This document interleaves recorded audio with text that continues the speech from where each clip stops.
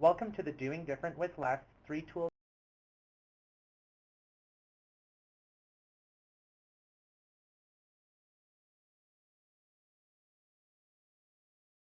Transforming Communities. Christopher? Thank you, Zachary, and NC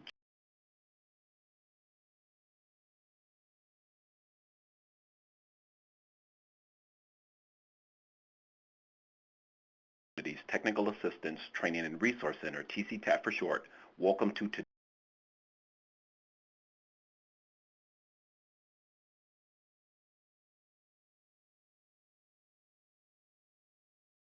.org. I'm Christopher Watson, the National Program Manager with TC-TAT.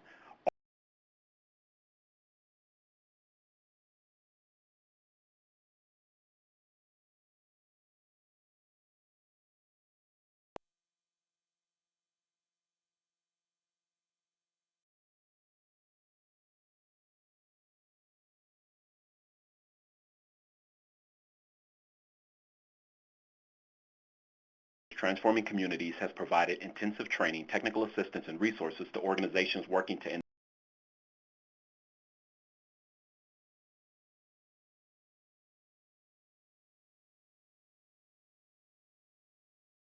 and policies to prevent violence against women and other related forms of abuse.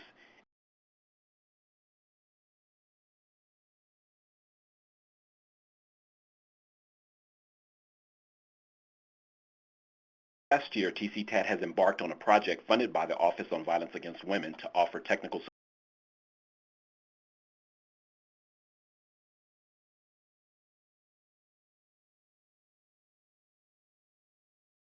organizations over a one-year period, and we're just concluding that now, to create organizations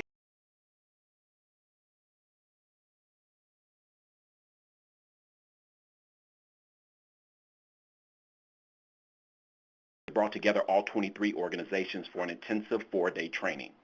TC-TAT is also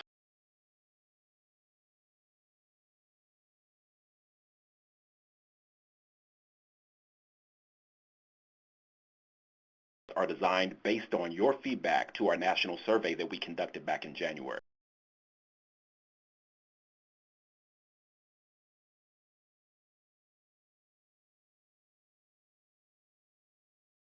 Present our speaker for today. Donna? Thank you, Christopher.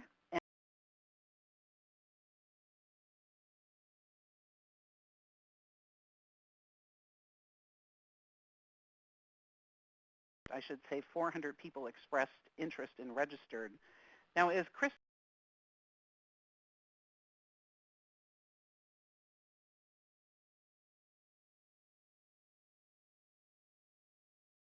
as we call it, it's TC-TAT's goal in providing services through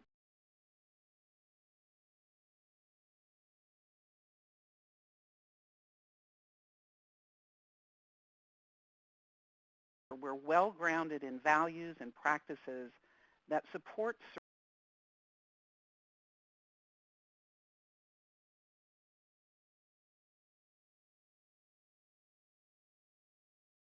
say that many and perhaps most of us in our organizations have faced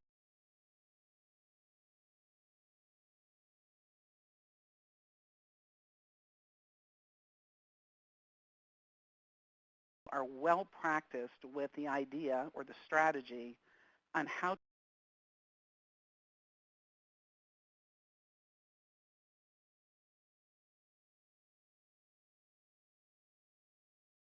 increase without the benefit of money for hiring more staff.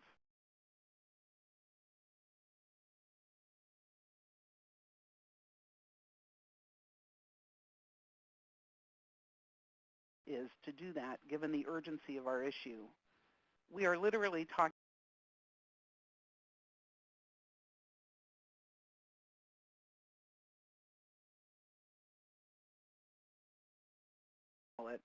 on how we've defined our role as violence against women organizations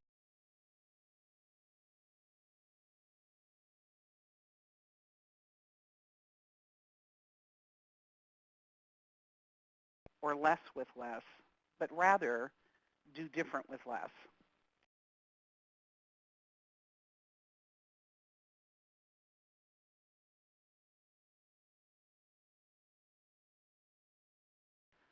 I've had the opportunity to learn from one such expert in this area that I am now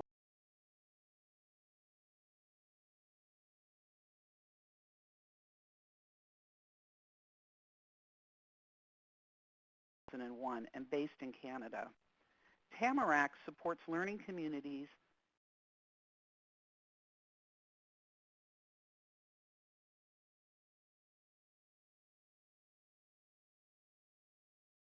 Vibrant Communities Canadian team and provides coaching and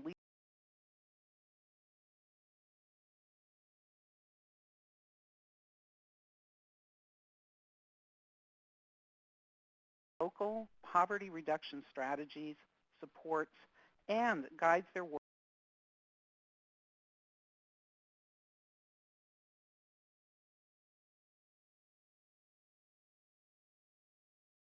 trainers and has developed and delivered curriculum on a variety of workshop topics.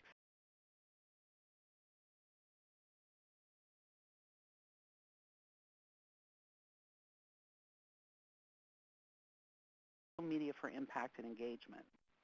Liz will focus her presentation today on three.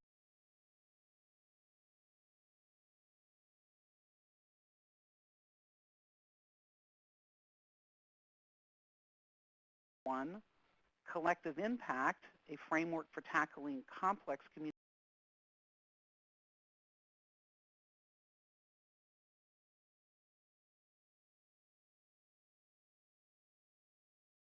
And I turn the floor over to you at this point, Liz. Thanks so much, Donna. And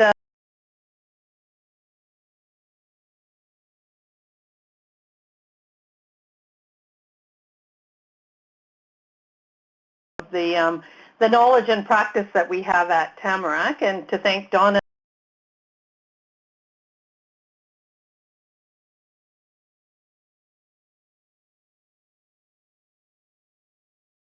a little bit about myself and about Tamarack. This slide actually just tells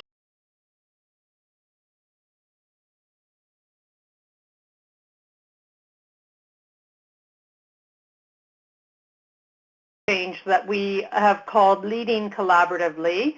The second learning community is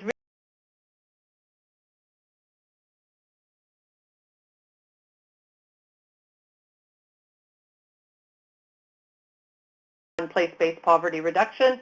And then our final community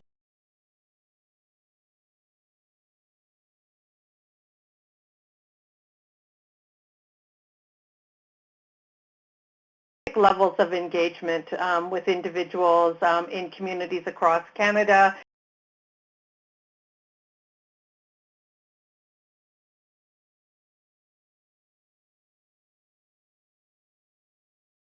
Sites. There is a number of tools on our websites on all three of the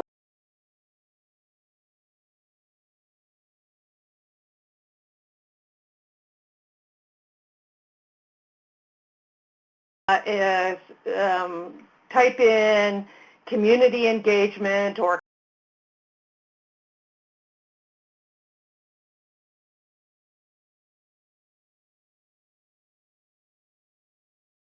community change efforts that you're involved in. So I want to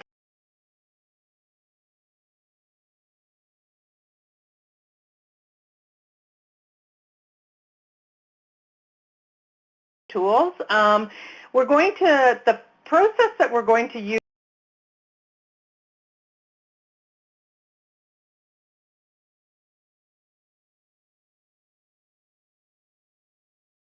poll questions so that we'll be able to see where everybody is sitting relative to this.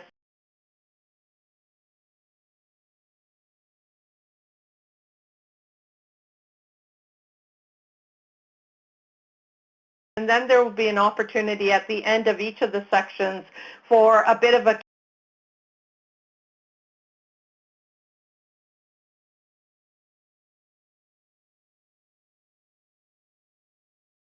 form because Christopher and I will be engaging and bringing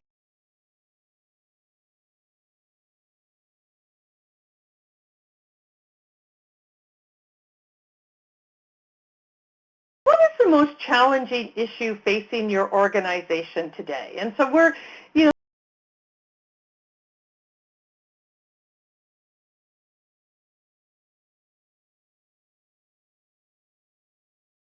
collaborative tables, lack of adequate funding resources,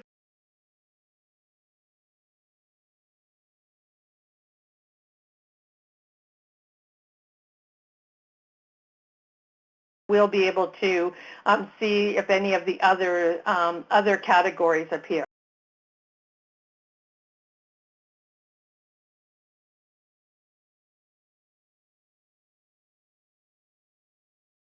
Is to vote by clicking in one of the boxes.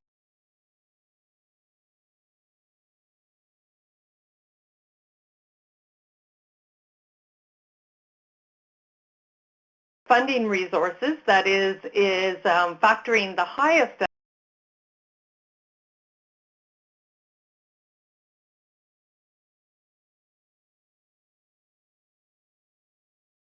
But sometimes also the lack of internal capacity to participate in collaborative tables.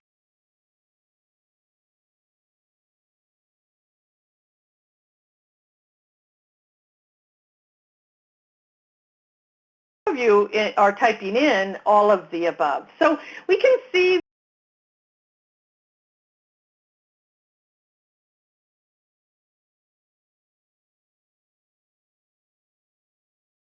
the response that you have.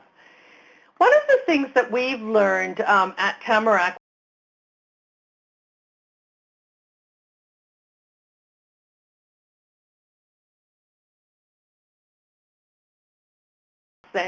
than we've realized. And so funding is one thing, but also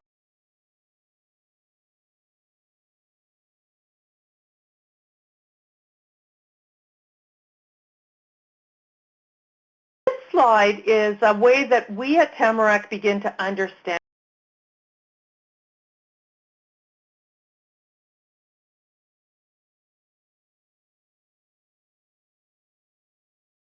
that, it's close to certainty. We have a good understanding of what it would take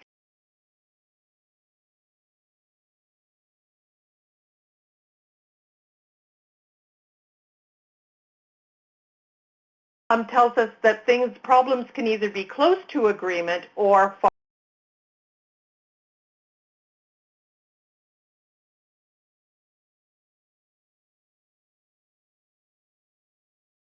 Things called simple problems. And a really good idea of a simple problem, a good analogy,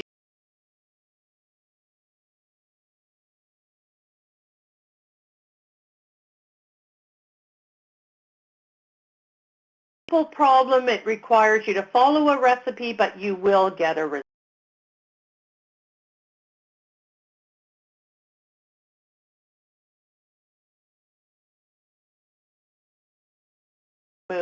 There are lots of technical issues that have to be resolved, but eventually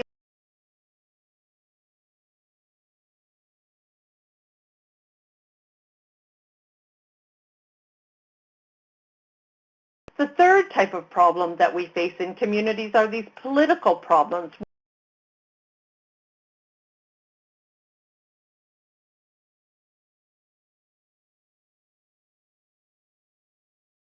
Define that area of agreement. The fourth kind of problem that we face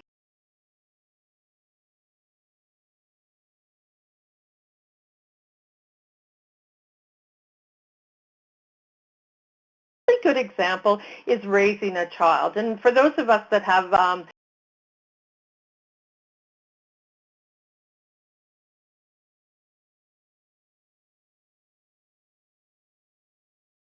because of a whole bunch of different circumstances, where they appear in the birth order,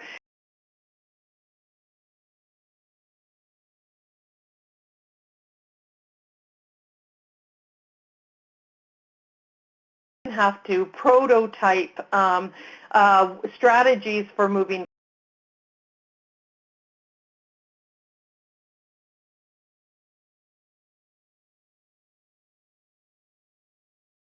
Chaotic problems are often a really good example of a chaotic problem, really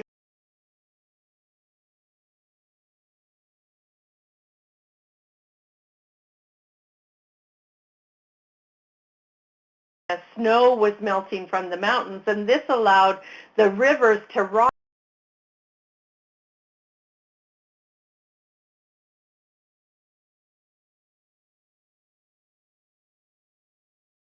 That's a chaotic problem. It's not that you want to experiment. You actually want to set up a very much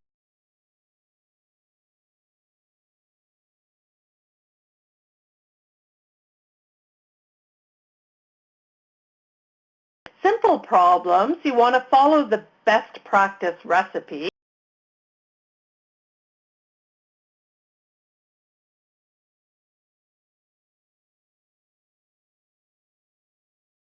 Might be to develop common ground or compromise, and then sometimes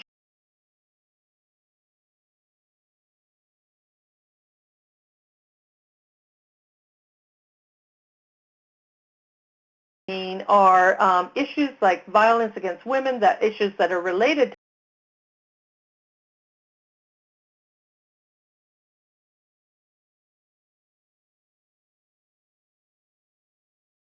in terms of our strategies for moving forward. Some characteristics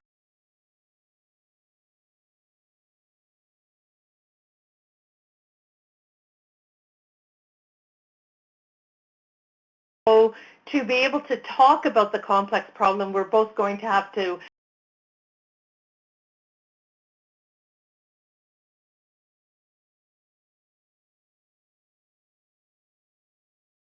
of the issue evolve over time.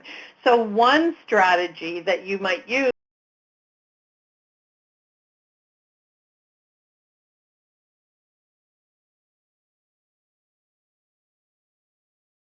moving forward. So that really does show that it evolves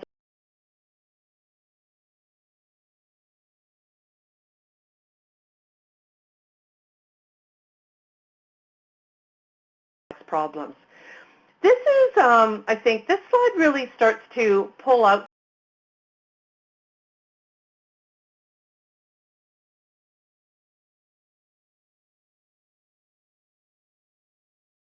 adaptive response to complex problems. What we've traditionally tried to do in our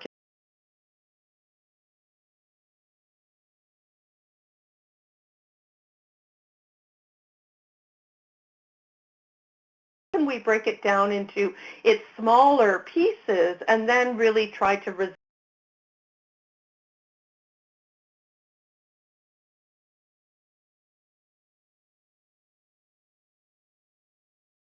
those between organizations. We get to a crisp problem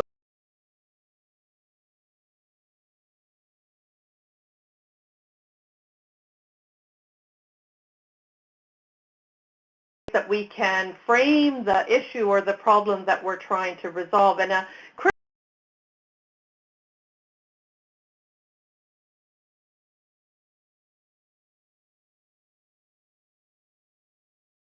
don't work very well. What we're suggesting and what we've learned at Tamarack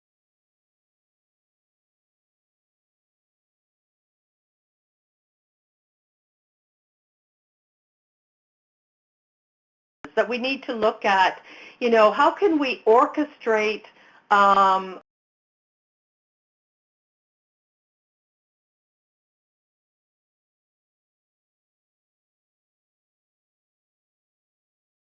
and that will allow us to get to those interrelated root causes.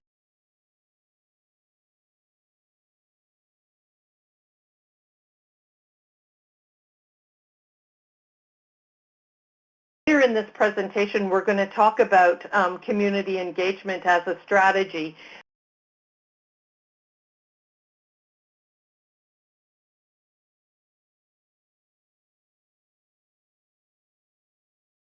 We bring in the business community, for example, or how can we bring in citizens?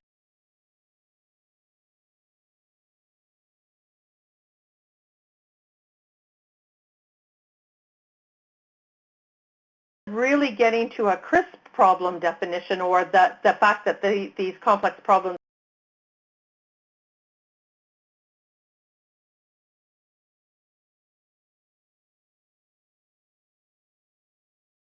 move forward. And then finally, There are a number of other different strategies.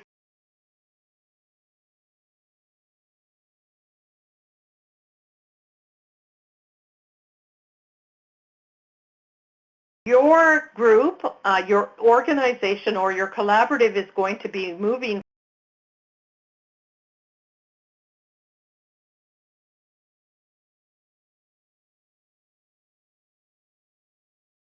to do some work in this area, and then you've got to bring some new partners to the table. So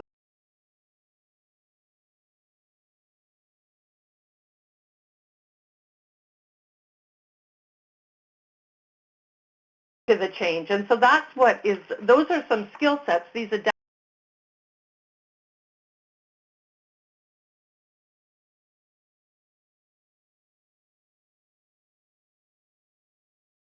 work in this new area with these very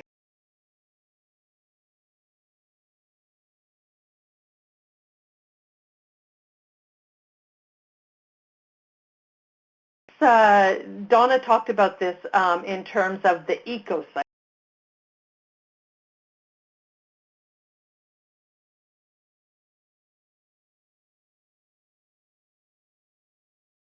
of act, react, and adapting. So traditionally what we see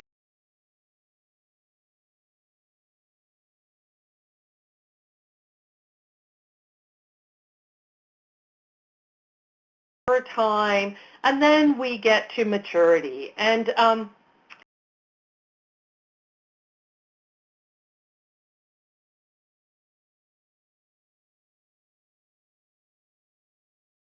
some new opportunities that present itself. There's actually a backwards loop that is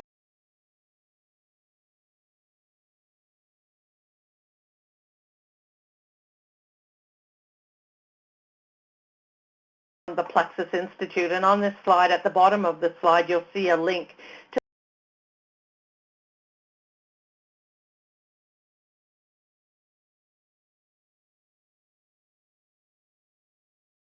phases. And so you can see the darker line is the performance curve.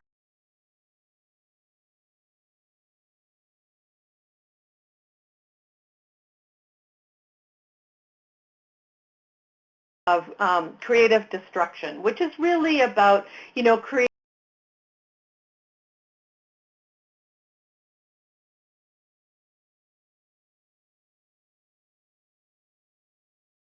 really when an old growth forest is hit by a forest,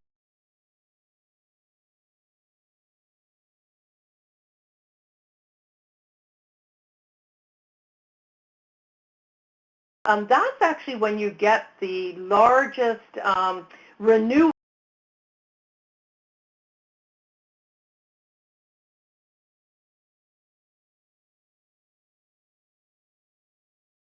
forest fire is really important for the forest to be able to renew itself.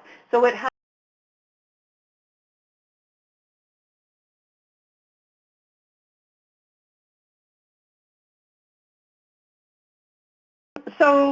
so this creative destruction is really creating that opportunity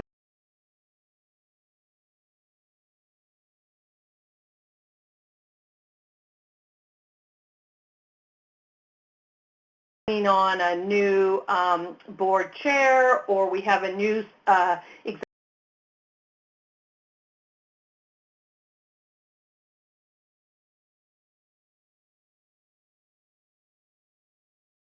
to this part of the renewal, because we have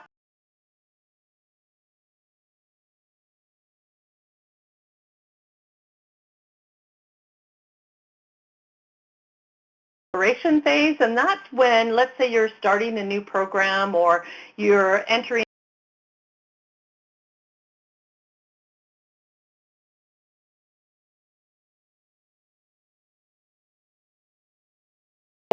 then you get to this point of development, and this is when you start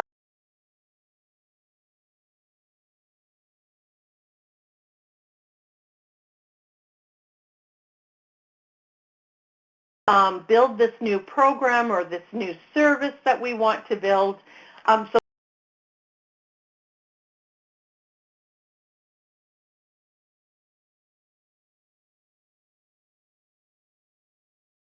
move up the performance curve, which is really putting into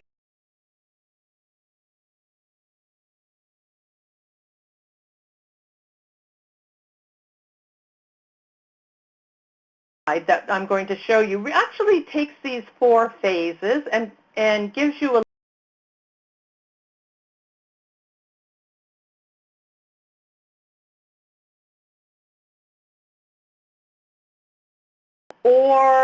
most collaboratives will go through these 4 phases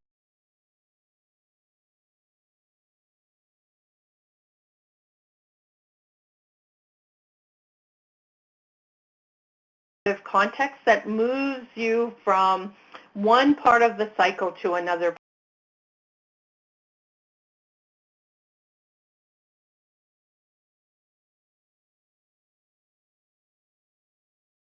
Or evolving across these 4 phases.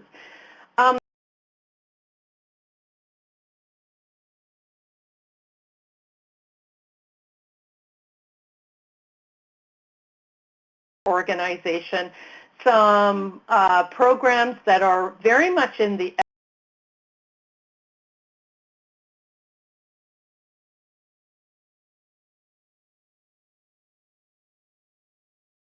programs that might be 1 or 2 years into it, so they would be in the development.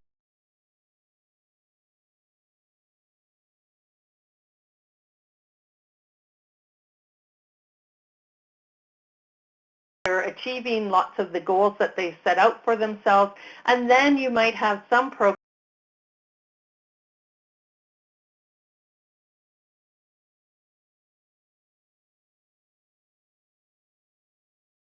what is the essence of this program that was very successful that we want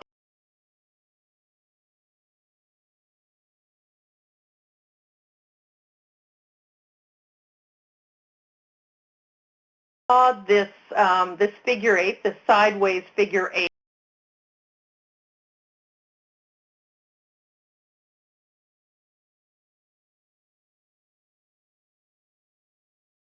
Currently, where might it be located on the eco-cycle today?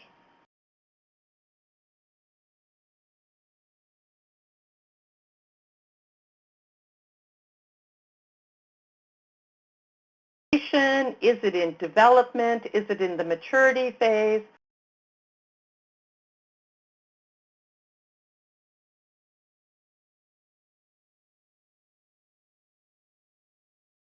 Are currently in the place that you work at and or in your career. So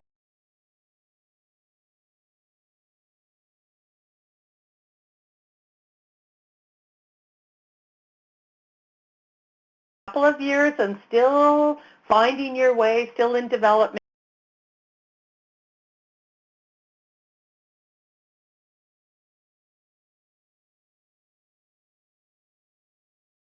In my career, it's always interesting to me when we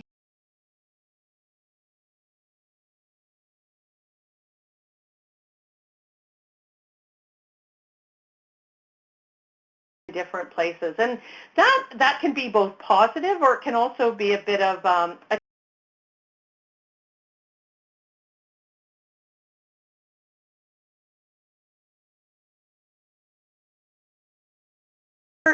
as an individual, you know, thinking about and being in the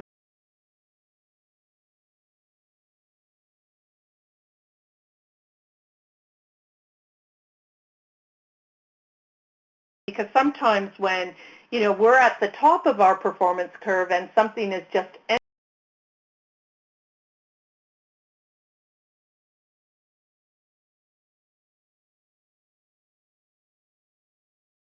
gathered around our collaborative table might need more time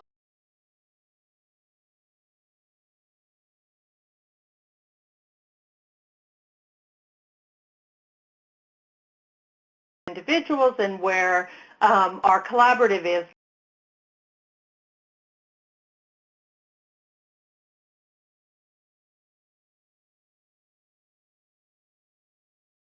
collaborative. And again, there might be opportunities depending on where your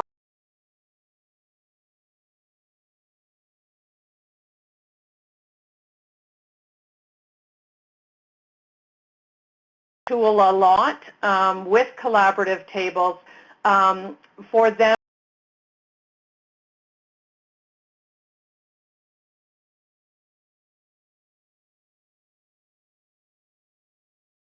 things that they need to be watching out for in terms of growing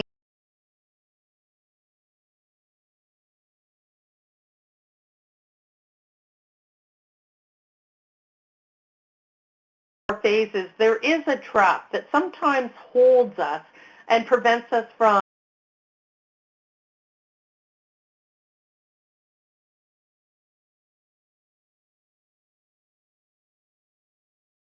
maturation and development. There's a scarcity trap between development and maturity.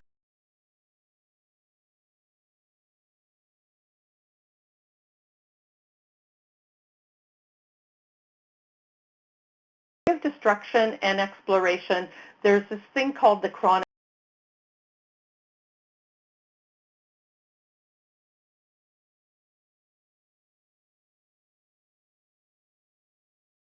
We've gone through exploration and it's been really exciting and we've generated a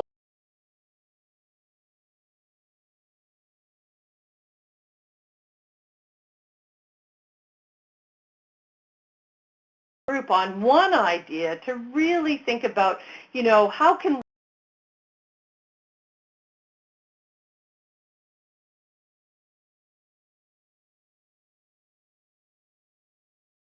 really trying to think about this is the idea that excites us all, and so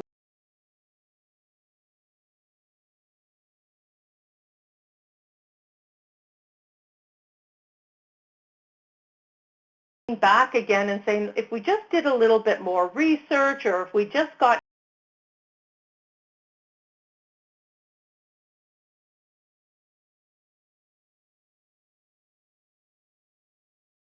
that is a good enough idea for us to really move forward on, and that's where that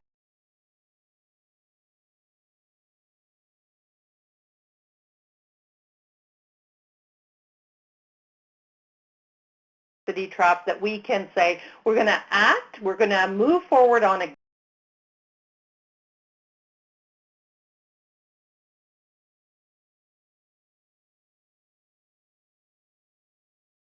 we adapt as things move forward. The second trap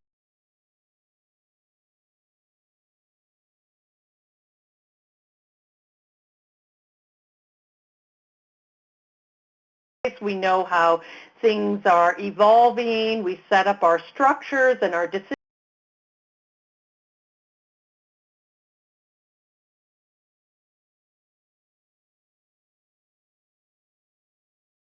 A trap where the collaborative table, the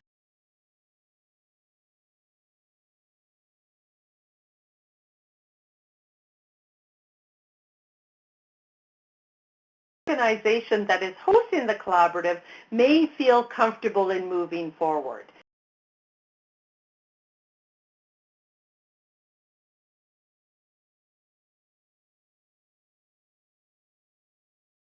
And so it's really important to talk that through. And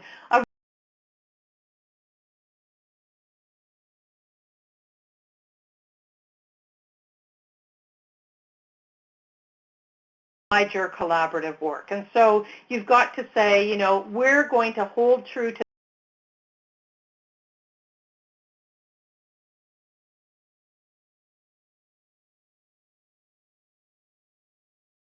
that.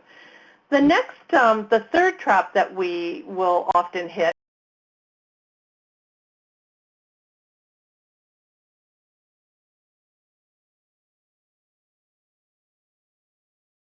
eco-cycle really well. We've been getting very good results in our work.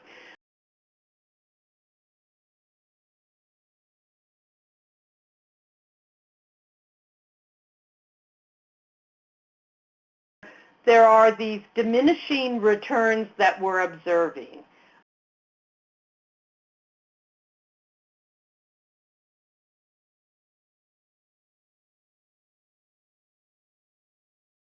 Very much known as, you know, the individuals around the table saying,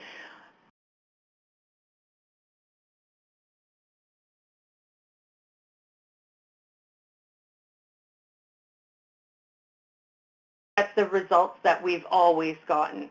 And in fact, that isn't the case.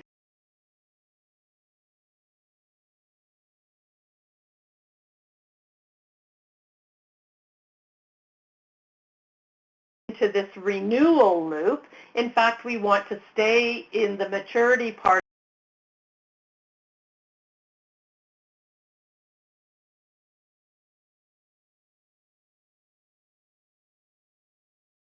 to navigate your way through the rigidity trap is to really begin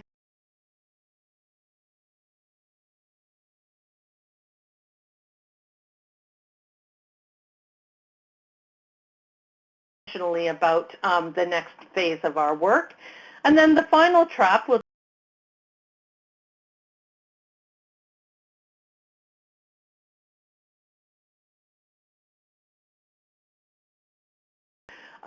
part of the collaborative work or of our organizational life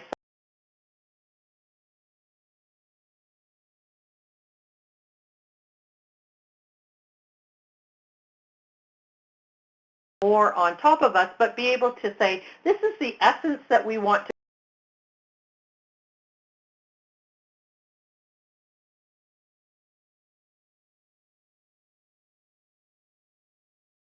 so the things that you'd want to do in the chronic disaster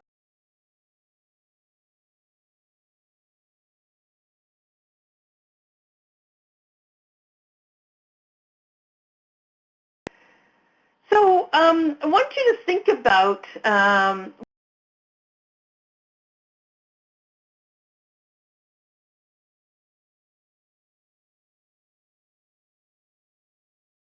what the mapping exercise mean for your collaborative effort right now? What stress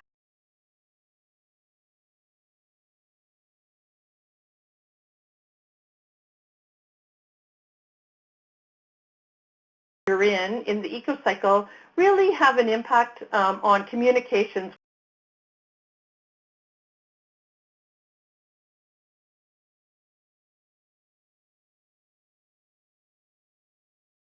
to think about the work as evolving in this kind of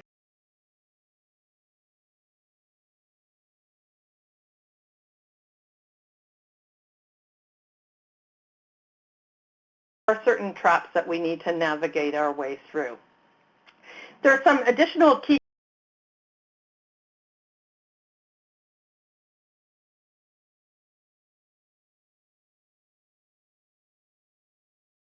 we'll get all the way through the ecocycle. Some of them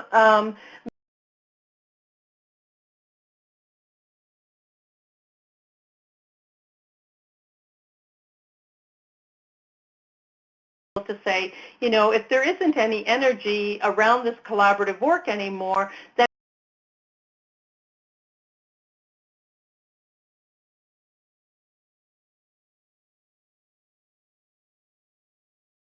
from your organizational context, it really is good to have different parts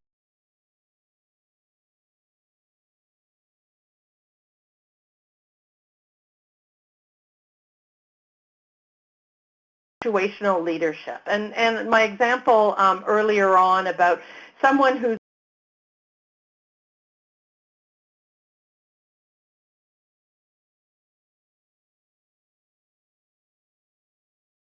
this so that we are able to get as many ideas in that early exploration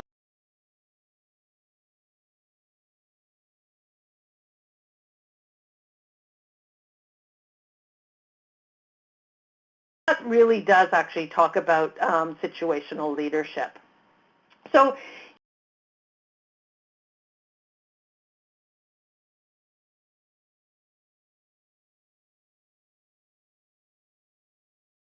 I guess, Christopher, now's the opportunity for us to maybe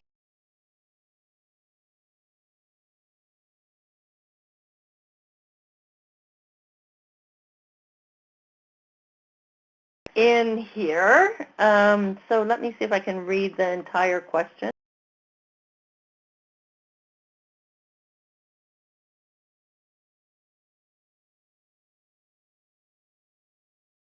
Or about how the eco cycle helps us learn more about doing different with less.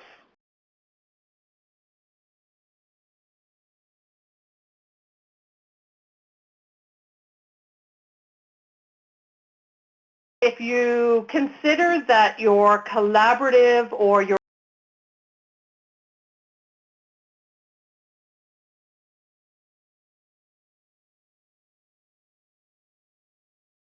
sense of an organization at this point, if we're entering into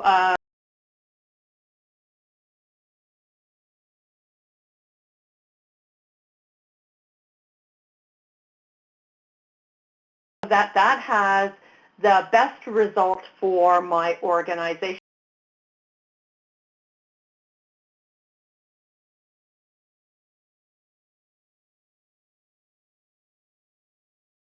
To engage in this exploration phase, who are, some of those lead volunteers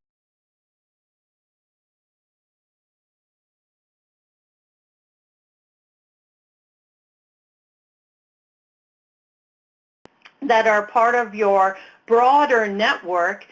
What you actually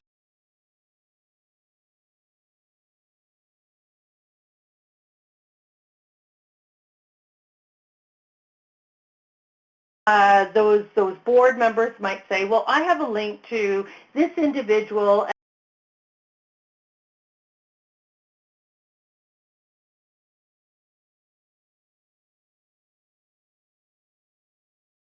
what would be our human resource needs, what might be our financial resource needs.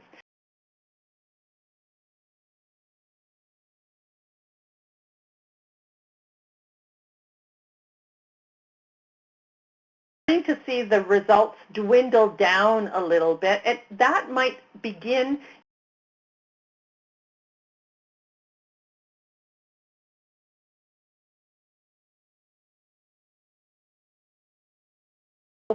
starting to come to the end of its maturity.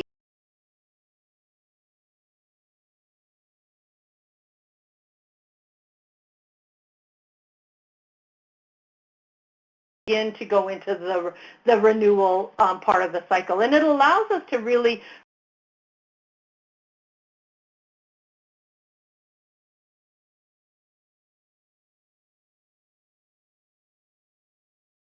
for moving forward.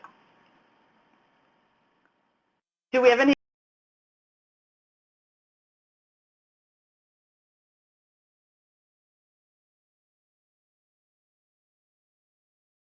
collaborative partnerships if some are particularly strong in process while others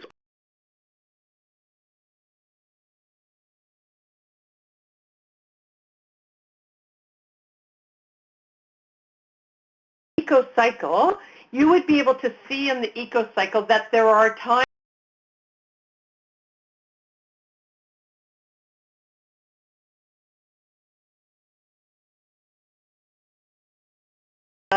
exploration phase. Those are really good kind of process facilitation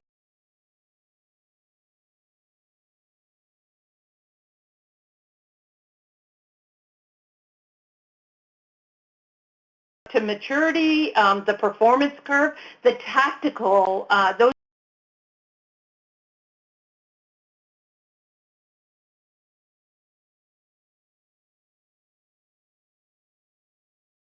skill sets in a very strategic kind of way, thinking about where the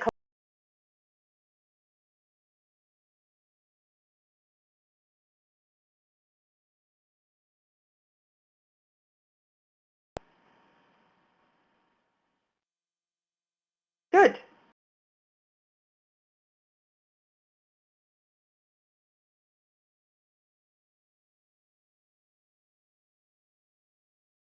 a great deal of advocacy services to family court. We need to use those resources differently and judge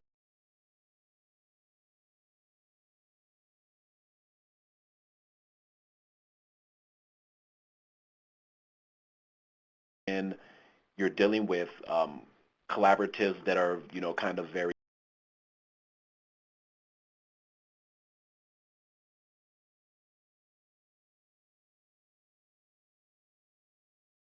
do similar types of work? Yeah, it is interesting. I think that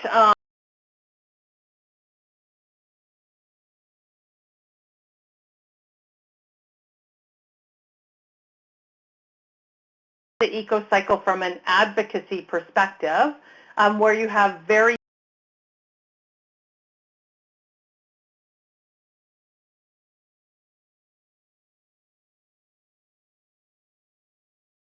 but you might bring in certain partners for certain parts of the phase.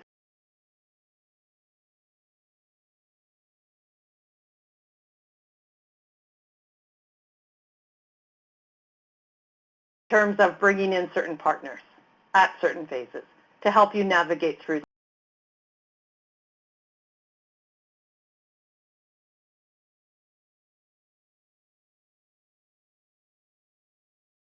Is give you a bit of a dive into collective impact.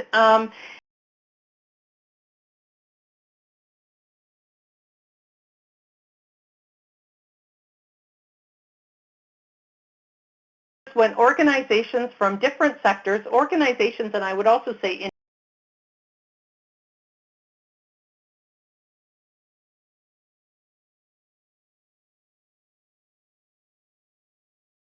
and use common measures of success. And some of you might say, well, our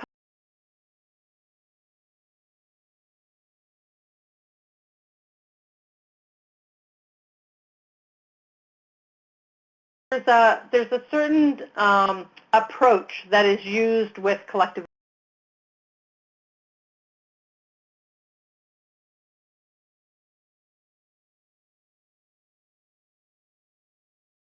Cincinnati Foundation, and we've added in the link here that will give you in about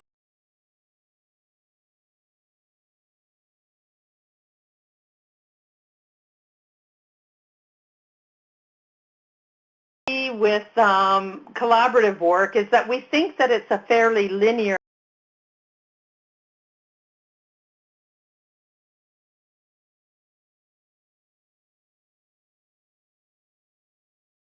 John Kenya, one of the authors and one of the thinkers behind collective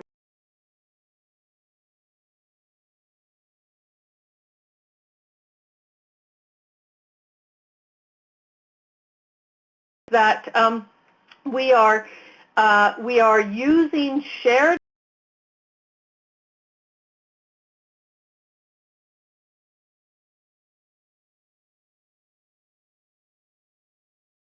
that scale really says that we need to have a clear understanding of the issue that we're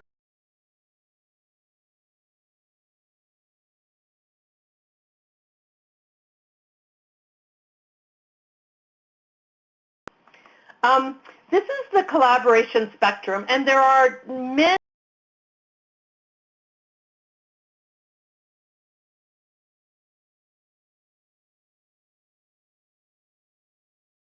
be collaborating and competing. We can be collaborating and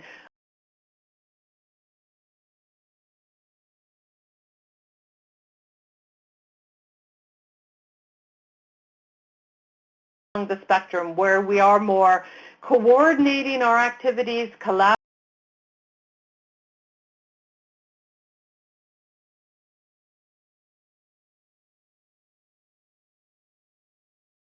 our various partners that we have around the collaborative table. The other really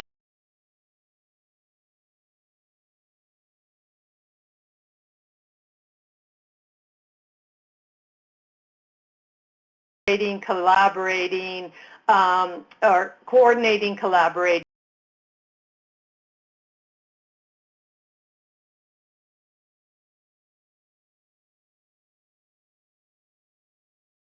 Typically, organizations and collaborators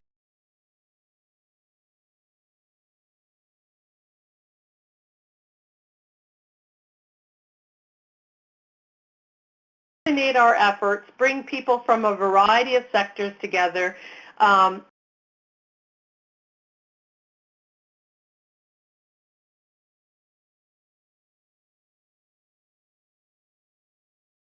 with the lived experience, really bring them around a table to all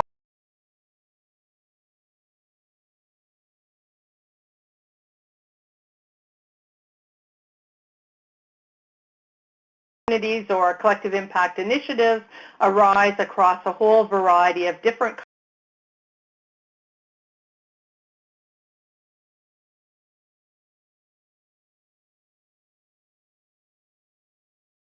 the work of the White House Council for Community Solutions. And I think it's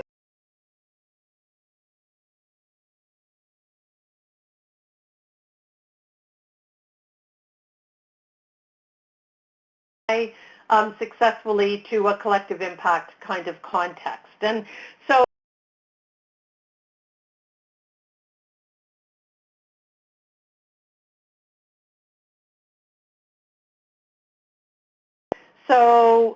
in these cases, do we aim to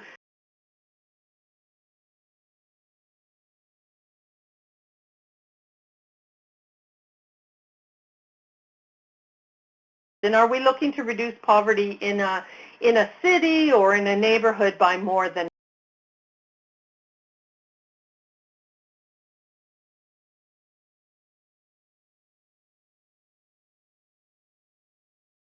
then how are we going to measure our success? And so do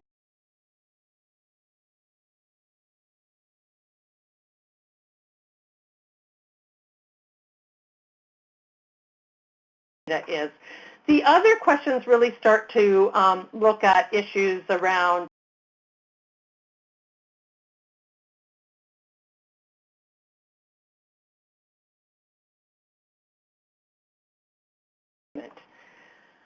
there are 4 phases that collective impact work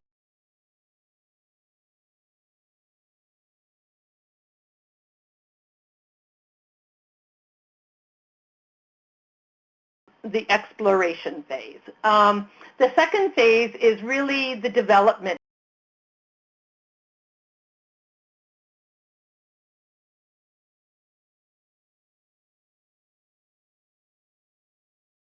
starting to get to results in our community change efforts, and then the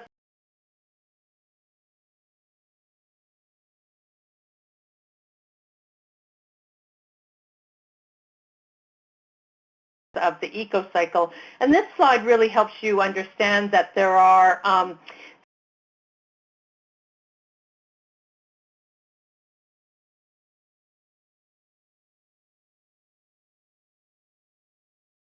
evaluation and learning for improvement.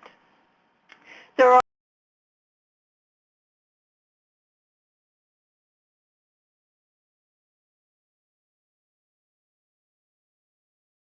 champions in this work, and it's not only about that individual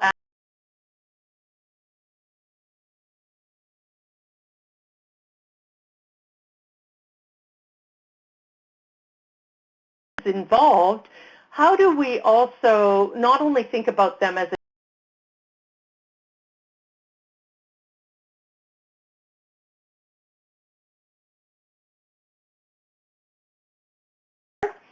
the second precondition for collective impact is this notion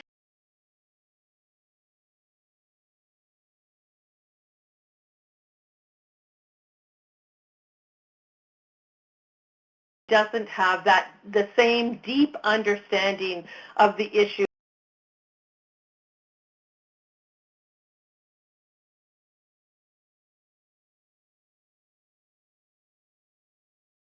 is to really create some of that urgency through conversation.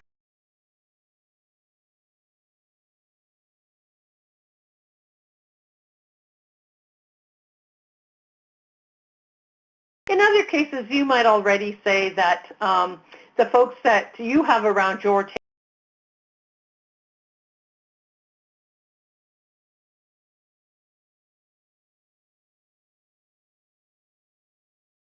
this notion of adequate resources. And I think what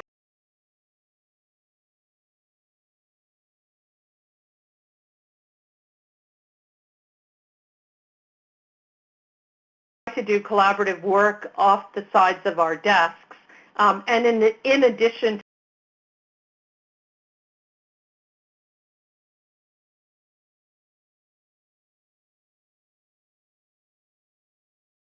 to move these complex issues forward.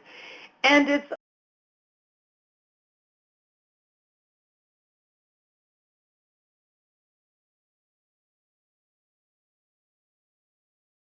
that are already gathered around the table. They can be new resources that might come to bear.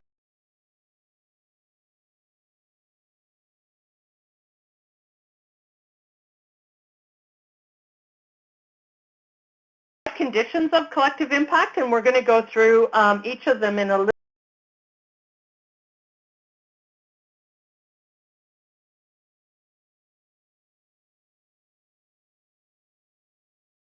or backbone infrastructure. And this is essentially what the framework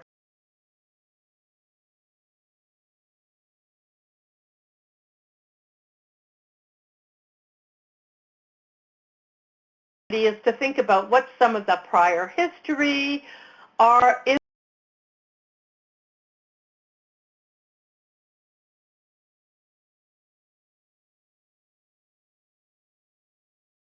who's going to be convening the work and who are the core, who are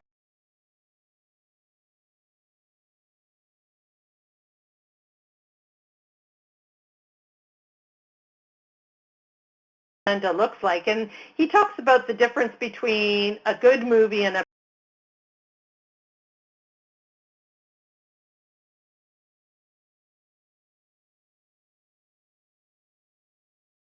everybody on the same page, agreeing to, what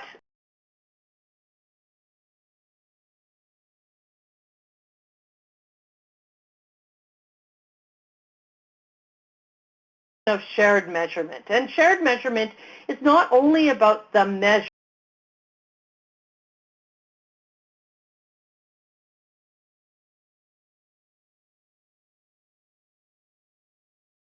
about what is successful and maybe what is not so successful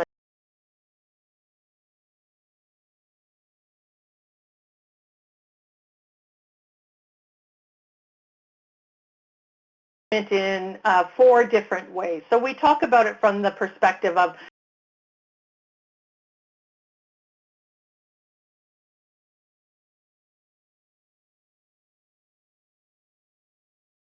we're able to align our programs across multiple agencies and across multiple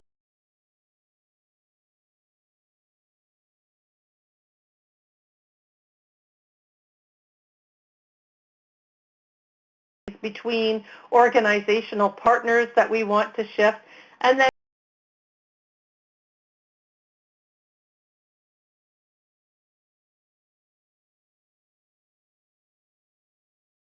collective impact is this idea of mutual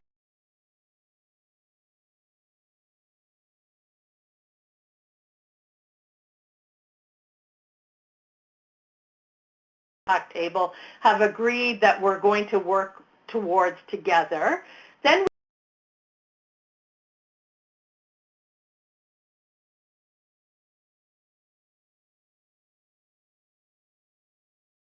are we already doing in the organization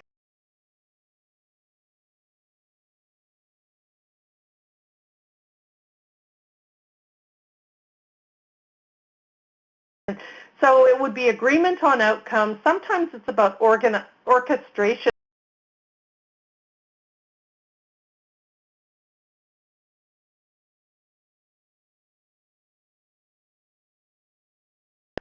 The 4th condition of collective impact is around continuous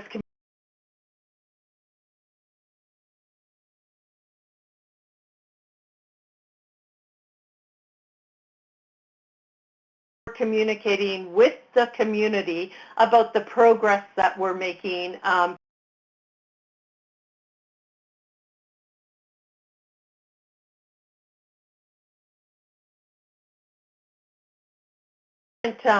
ways that they need to communicate to their own members and to their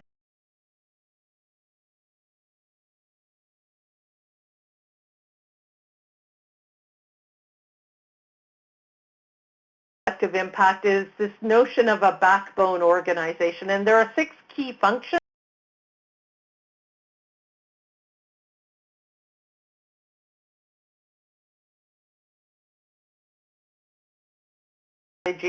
supporting the aligned activities, building public will, advancing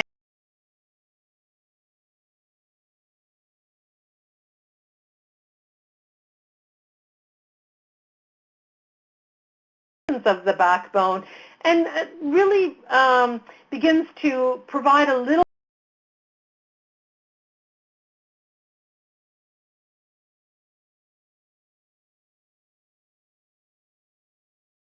work to move forward. So some of the things for you to think about from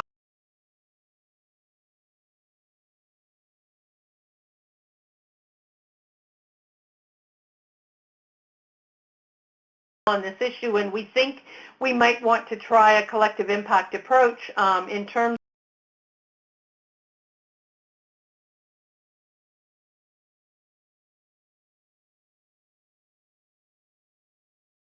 of requires patient human capital. So, patience on the part of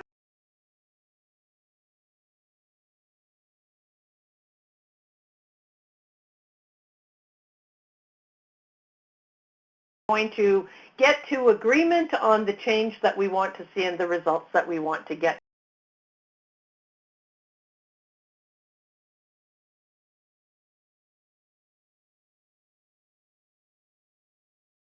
Legitimize the work of the collaborative table, particularly in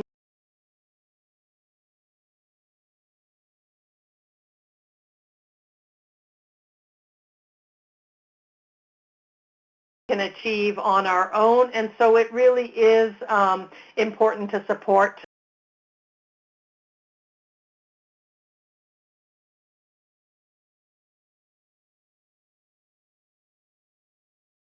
we'll move into a poll. If you're thinking that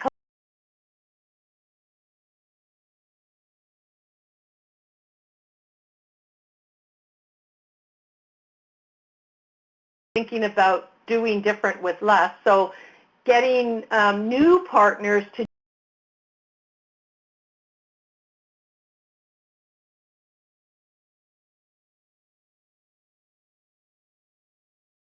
some thoughts that you want to bring into your into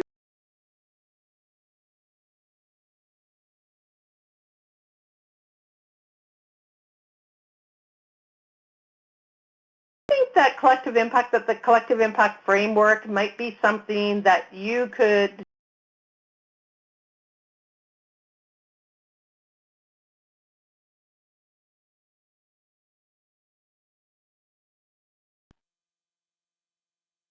we'll just let some of you vote.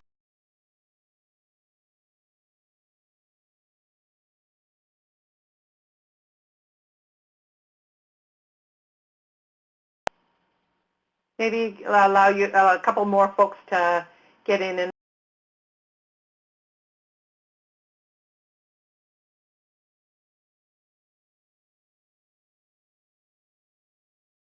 A question that came in from Kathleen, and it says, what happens if you have elected officials where they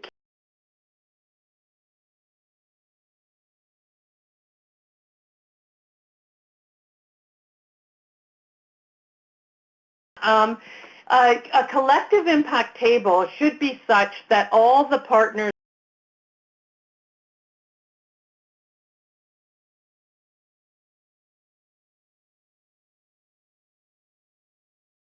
agenda. Your individual agenda could be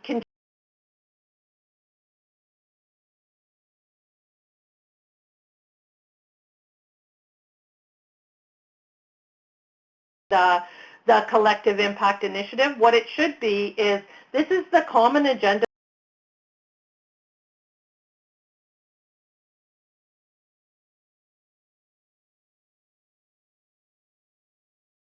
homelessness, for example, I can still do the work of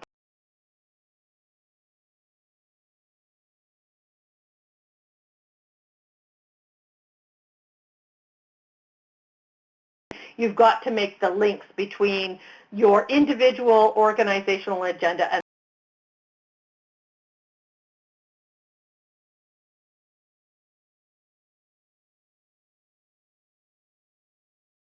as well. Christopher. Yes, it looks like there's a question from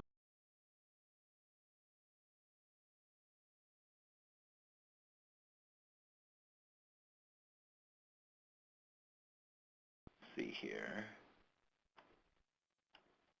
Again, I'm having trouble.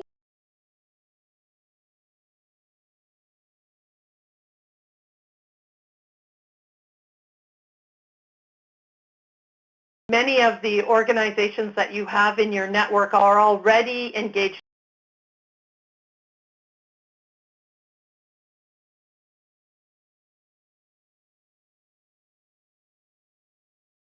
The collective impact frame, and I think that's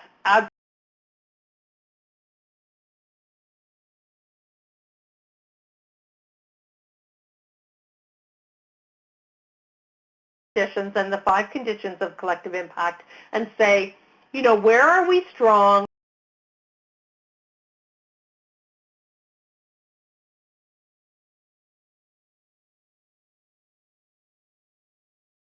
But we're not very good at measuring our progress, for example.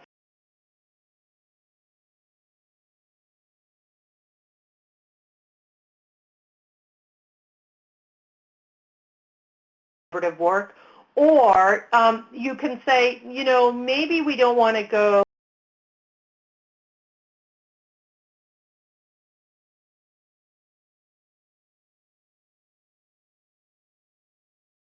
even enhance some of our outcomes and say, you know, let's talk about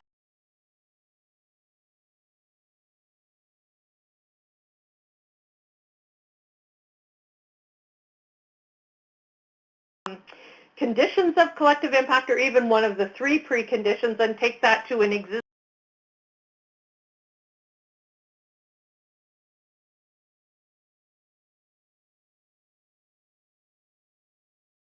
collaborative work. So there's those 2 kinds of approaches that you could use.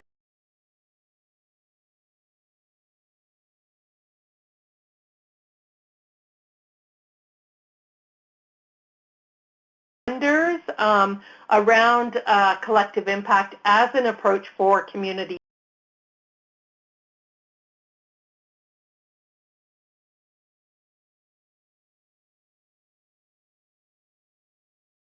up to some possibilities for some funding to come forward.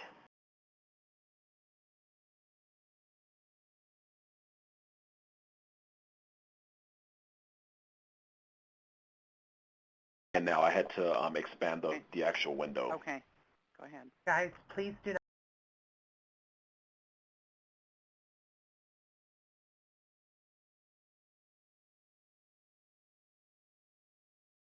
So given that many VAWA organizations are the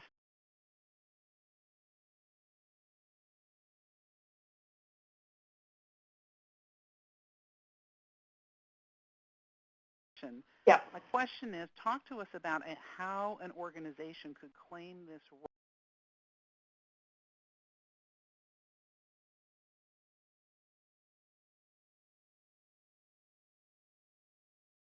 Organizations can become backbones. There's actually 3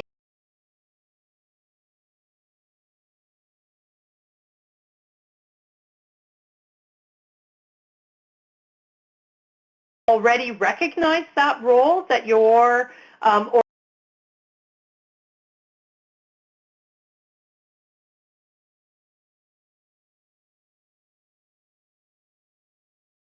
functions. So that might be one way. So that there is almost an acknowledgement that that or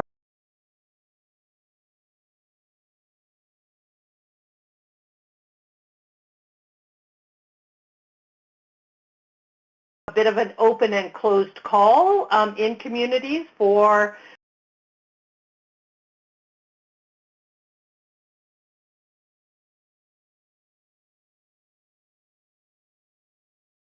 That's the second way. And then the third way that we've seen the backbone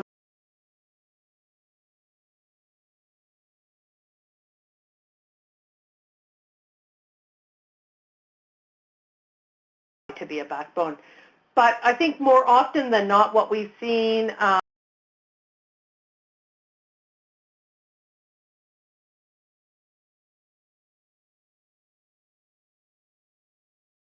we're already playing the role and we acknowledge that and formalize it. I think that's the piece.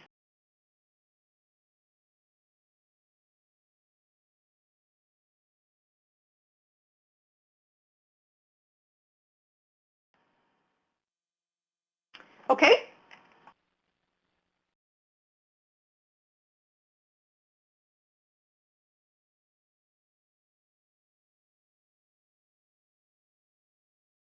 Okay, excellent. Okay. So now we're going to go into our third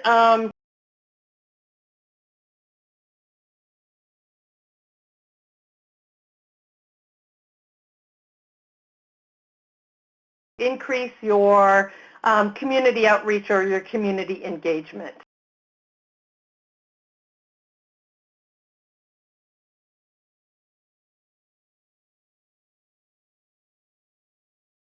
We have is which of the following groups are most difficult for you to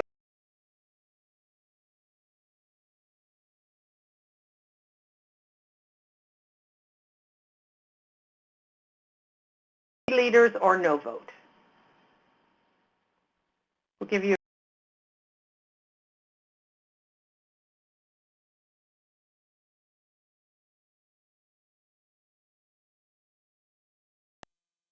so it seems to me that that business and government leaders are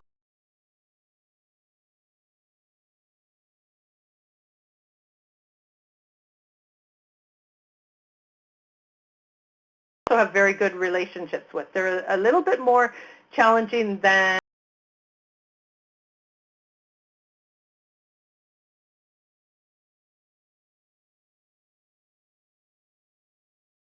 citizens and community leaders.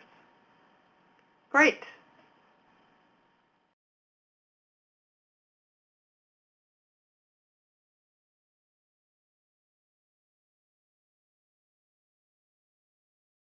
Difference in terms of the voting percentages overall for each.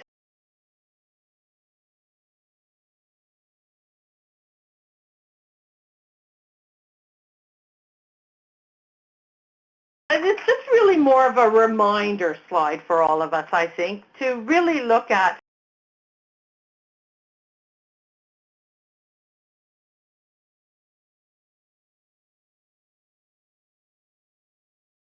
one is that they feel like they're informed, that they are also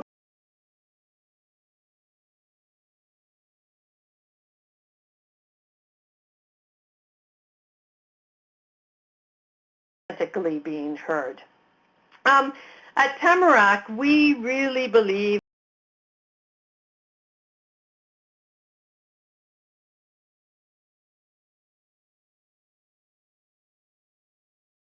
invite you to try around your collaborative table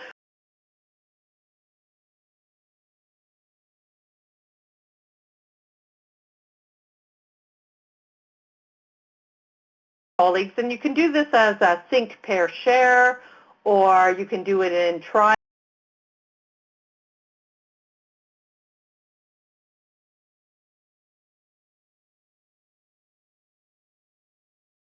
Felt really engaged. What's really interesting is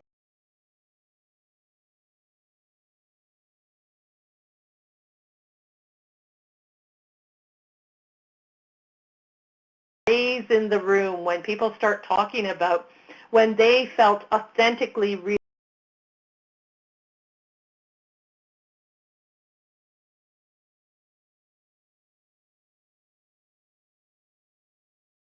storytelling exercise. And then what you want to do is you want to be able to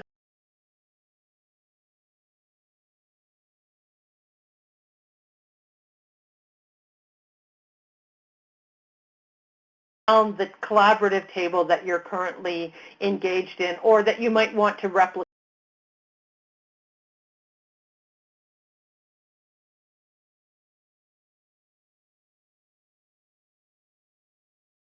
Essence of the things that motivated our partners around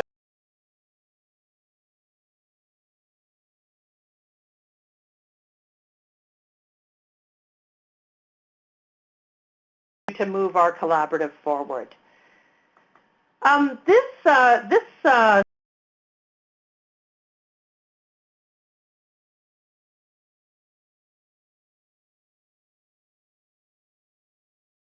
public participation.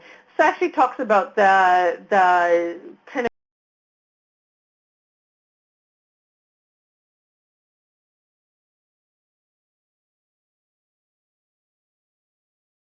consult, which is a bit more reactive. When we begin to involve, we start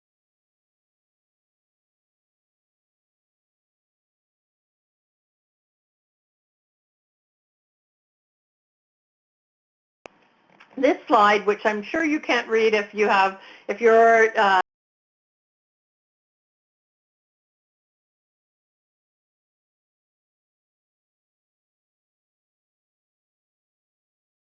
the promise that we make to the public in each of these 5 stages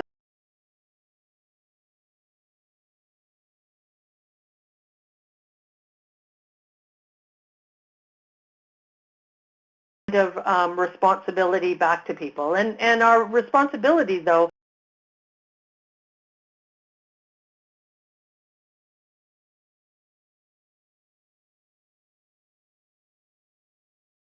collaborating and empowering, the promise that we have to the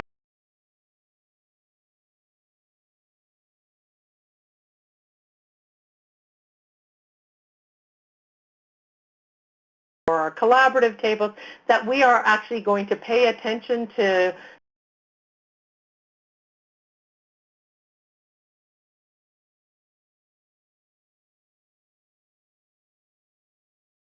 wanting to empower them as members of our collective impact or our collaborative.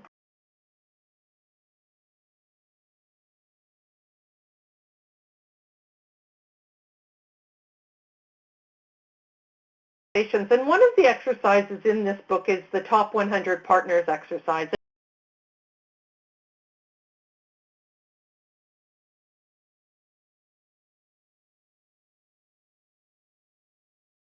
Your organization, or that you can use around your collaborative tables. And this would be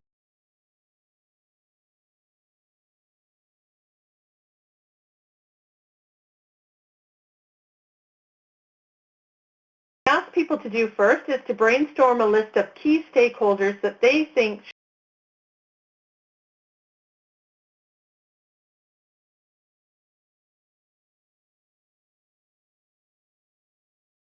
100 people that you think should somehow be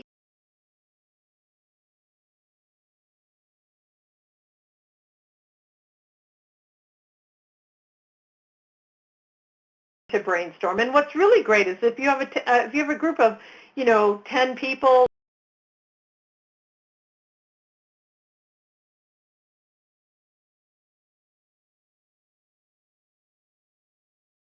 here in terms of brainstorming is that you not only have the name, but you also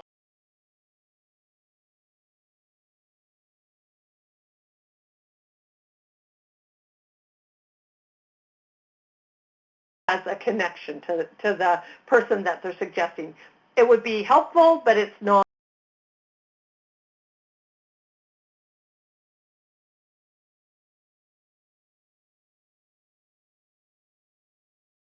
into business, government, voluntary sector, or other categories.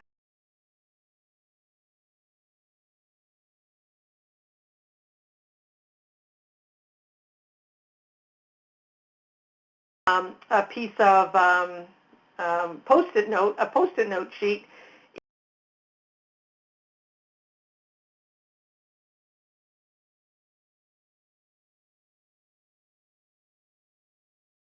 long Where are you weaker as a group? And then, you know,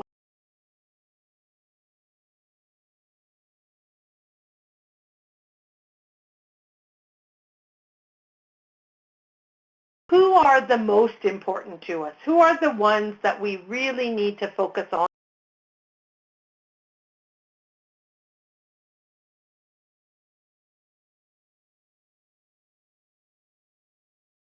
The 5 or 6 folks that you really want to engage and that they're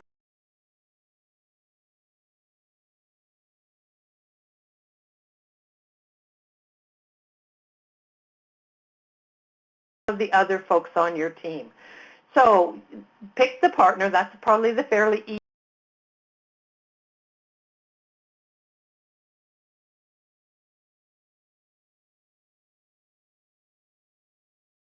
Earlier in the questions, a local judge, for example.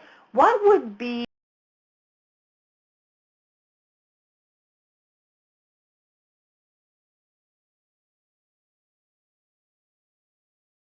would we want them to provide us advice on something?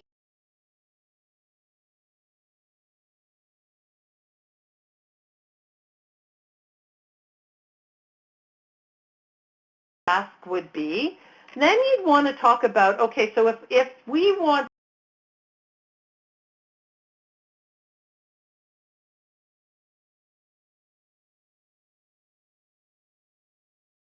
need to do to be able to truly engage them at our table, for example.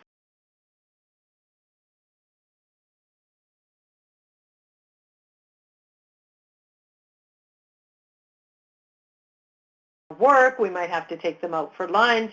You know, there are a number of steps that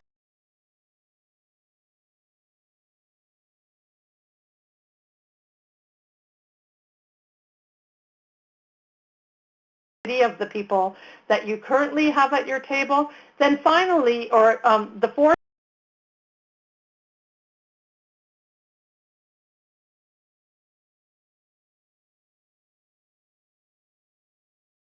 actually agreed to join our table, right? So that would be a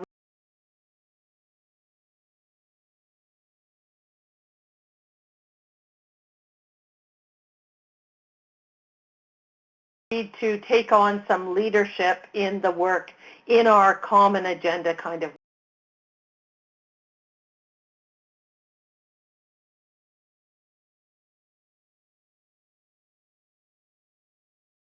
and then the final thing is, how do we steward that relationship? So how do we keep the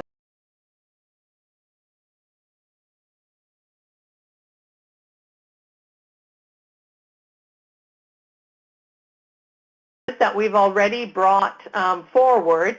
You could do the engagement.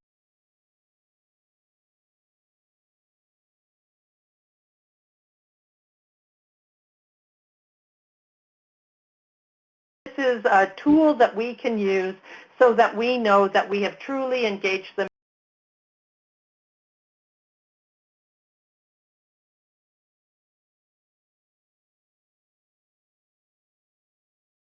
To them. And so some of that would be, you know, in the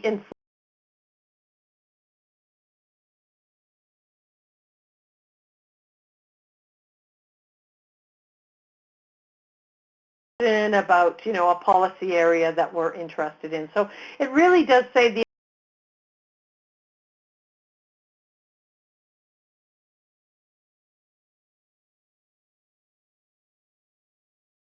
recruitment process for folks.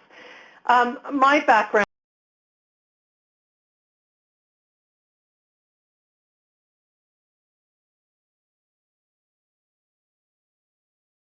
management is really when the volunteers' needs and the organization's needs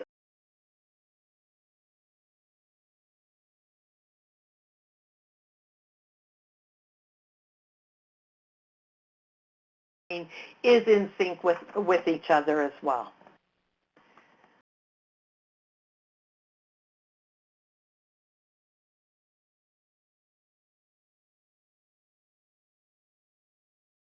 we talked about under this section before we move to the questions are the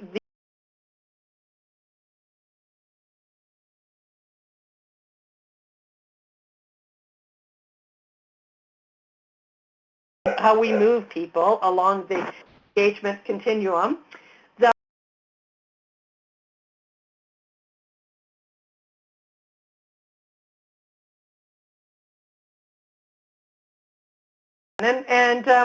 So we've got a few minutes, Christopher, I think, to have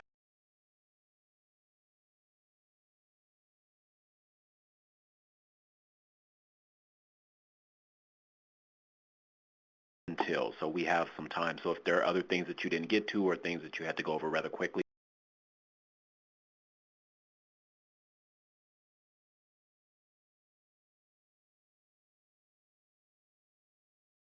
questions. We can just go through those slides as well. Excellent. I don't see any questions.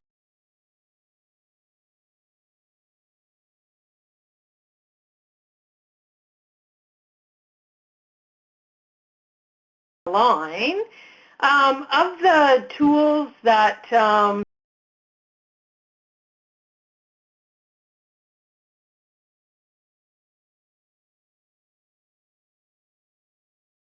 engagement tools. My question would be, which of the tools do you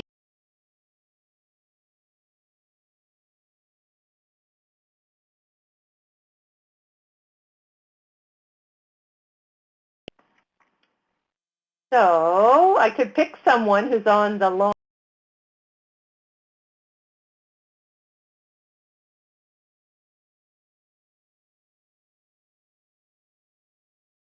That. Let me share with the audience how I applied the ECOS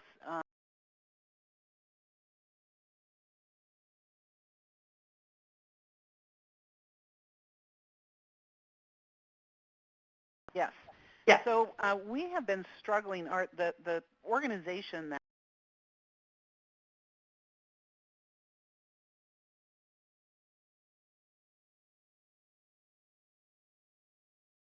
here in our county, and we've been struggling with over the last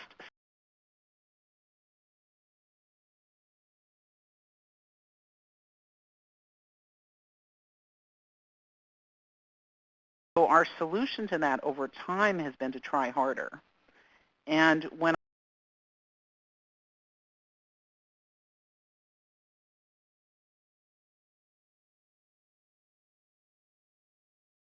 your way here, and we're not paying attention to it from that point of view.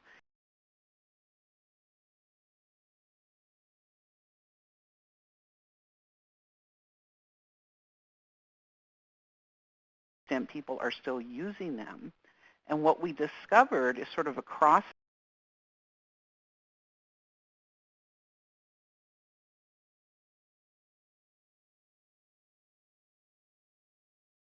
is diminishing. And we're learning right now, we're in the process of learning right now more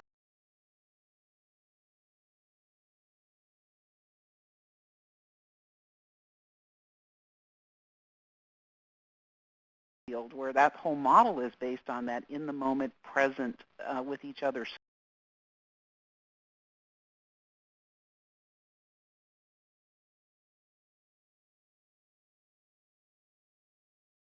On site for meetings. And so we're still in the process of opening up around our learning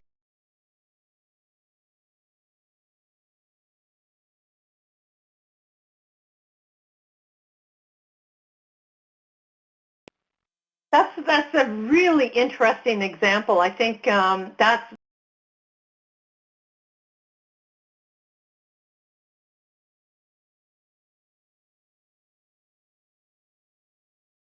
used to be engaged. The way that they engage is different.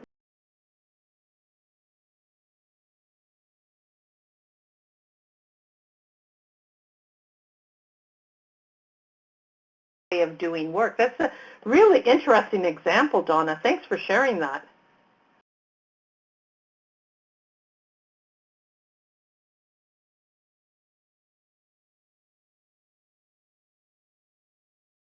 what I would suggest to folks is to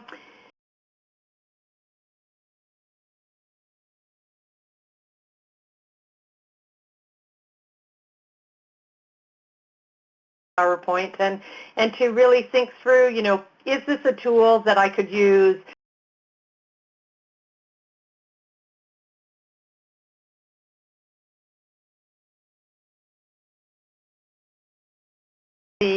Or I could even bring to a collaborative table that I'm a partner on.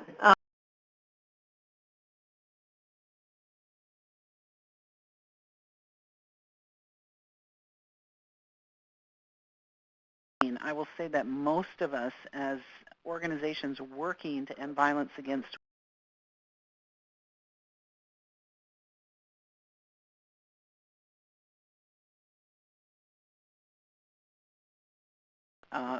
you know, over the past year to 2 years, then maybe 5 years,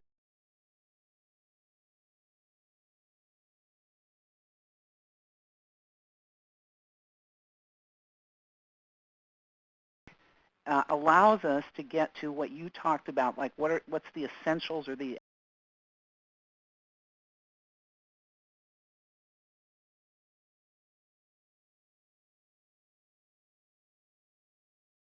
expand or elaborate on our leadership role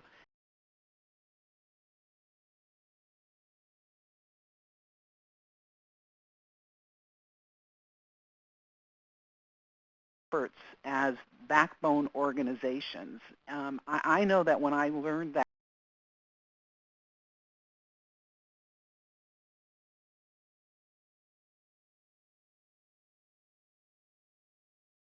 and it gave us a different perspective in terms of how to expand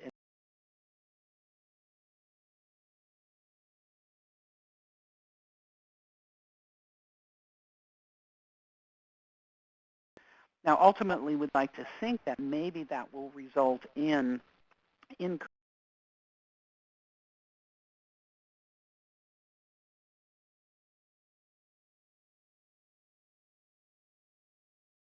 one of the themes that, for me, Liz, in listening to your presentation,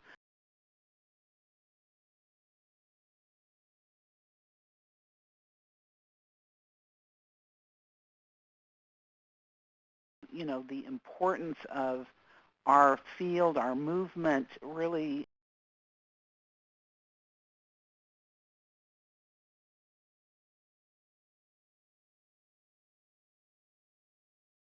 for that end. Yeah, I think you're right about that. I think that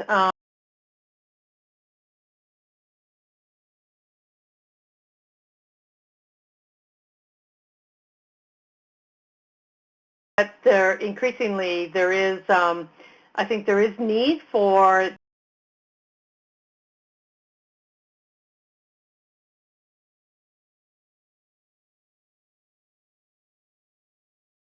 work, and we can continue to play that kind of leadership role. And so are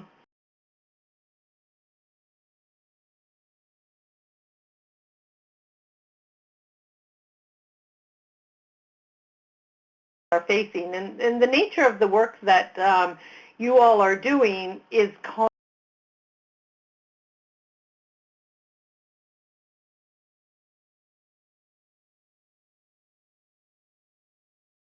have the capacity to convene, have the capacity to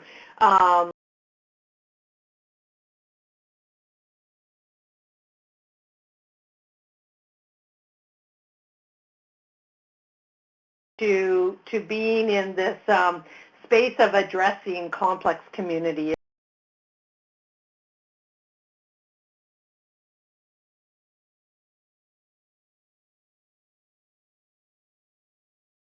to be able to say, yes, we have the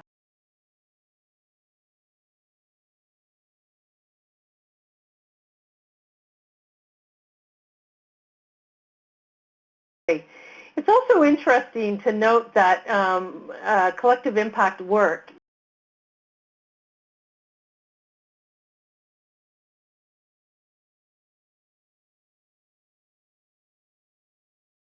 particular issue, that it does attract resources to the issue.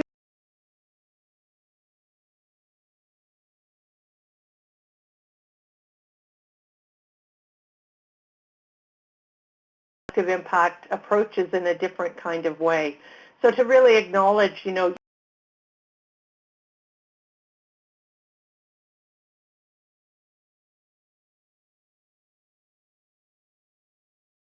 their knowledge, their skills, their networks, those kinds of things, and so to start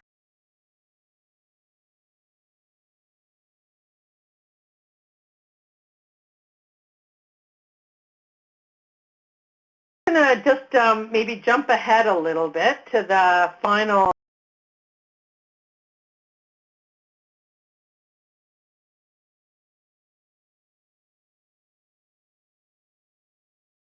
thoughts that I have in terms of the big ideas that got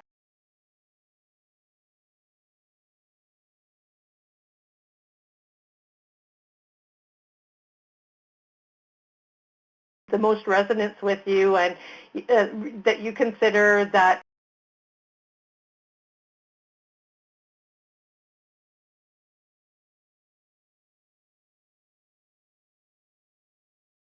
with some of the tools. So, for example, you may not take the top 100 to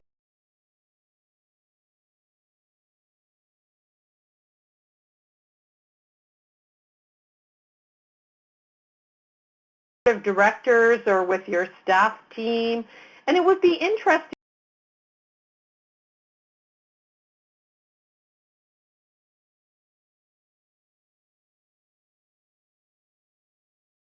you know, with all of these tools, learn about what works well and what doesn't work well.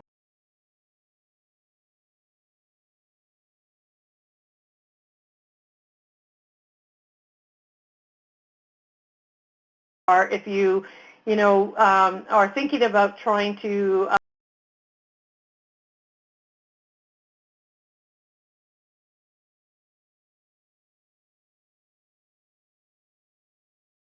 this, I'm just going to tell you a little bit more about Tamarack. So this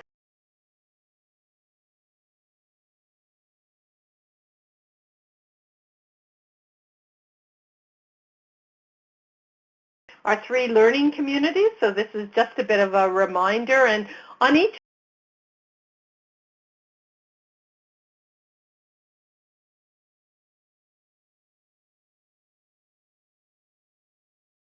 neighborhood revitalization, you would like to go around, you'd like to look at the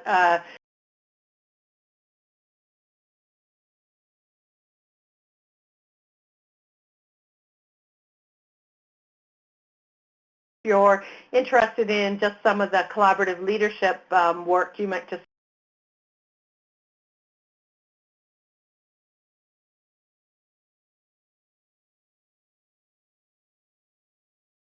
book recently called Deepening Community, and so here's a bit of information about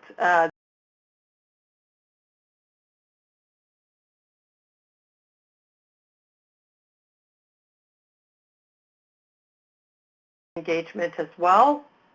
A couple of upcoming events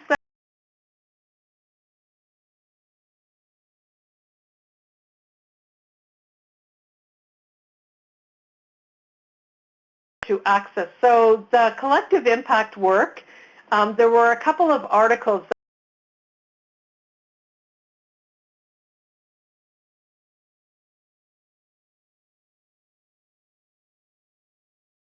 the Stanford Social Innovation Review. The folks who are the authors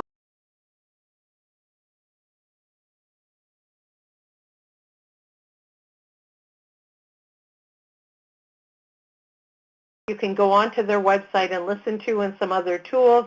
But I guess the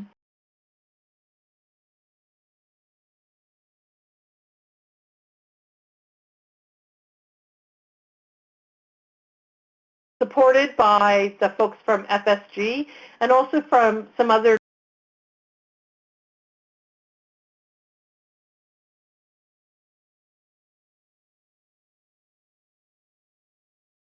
question. You could join the forum and post your question, and other people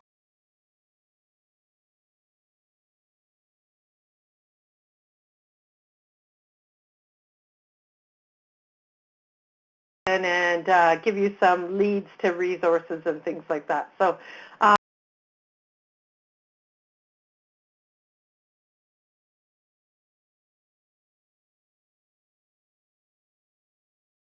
got a couple more here. I'm flipping my sheets as I'm also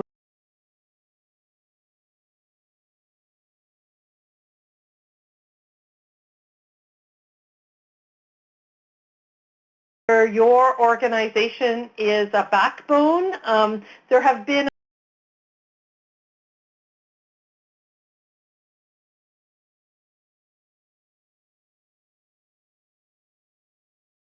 backbones in their communities, and all of the PowerPoints from those of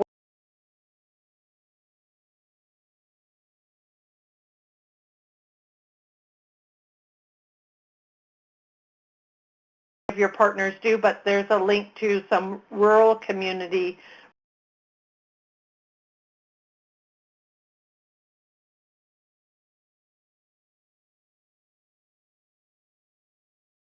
couple of slides. Excellent. Thank you very much, Liz. And I'd actually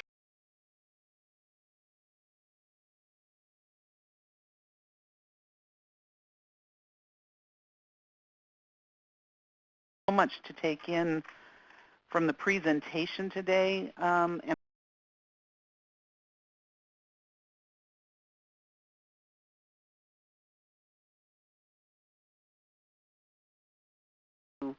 take the material from the presentations and share it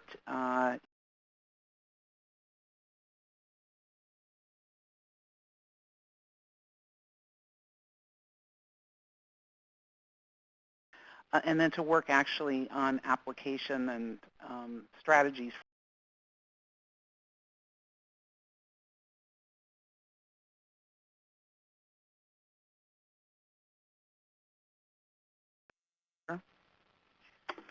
Cool. So it looks like we have quite a bit of time. So if folks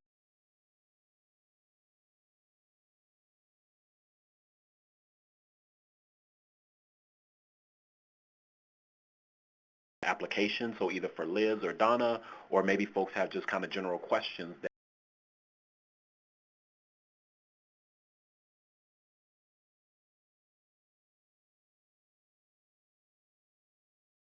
in the actual webinar itself, but are related to doing different with less. So I don't know if you all have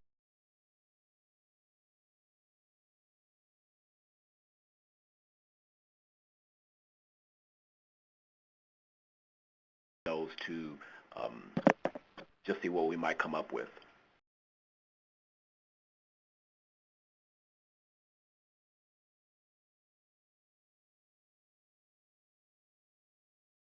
Biggest obstacles is when organizations are reactionary versus proactive, and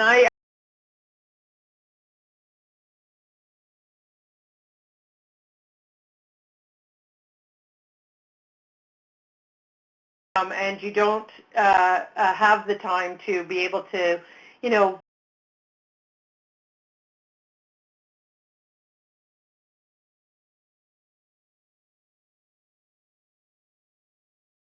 we have something that either an opportunity that has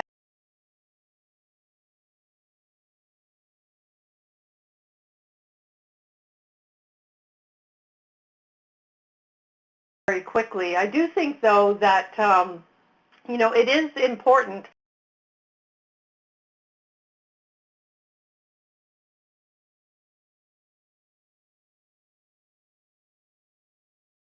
is in many ways the three tools that I presented today, they are about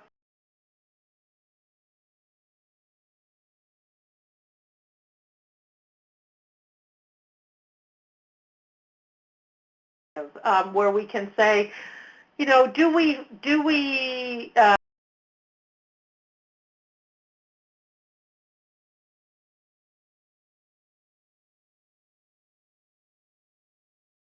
deepen our engagement of the folks that we already have around our table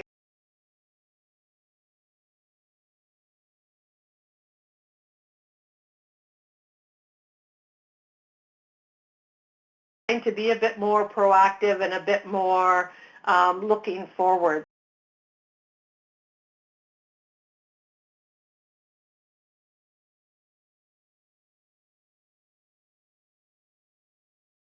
To reflect in those kinds of ways. So we have Charlene.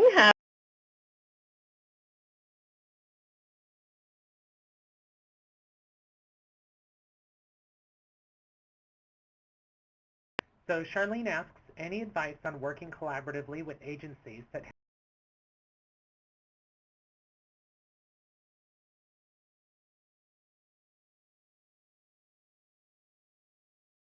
working and priorities? Okay. So in the collective impact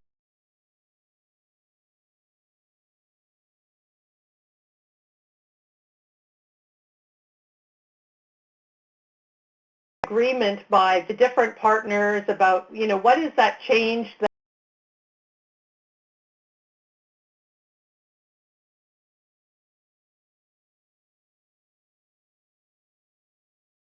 on, what's that big change that you're all working towards, and then you want to begin to say, okay,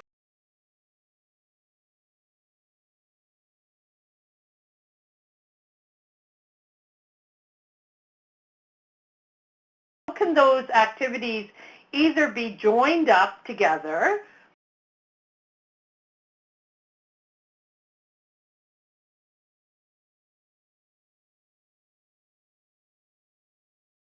separate? And that's, if you think about in the context of collective impact, they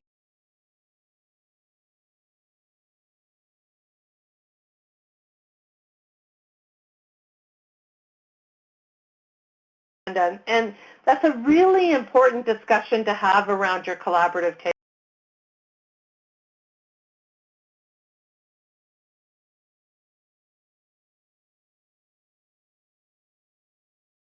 It's those three sets of questions that are really important. We have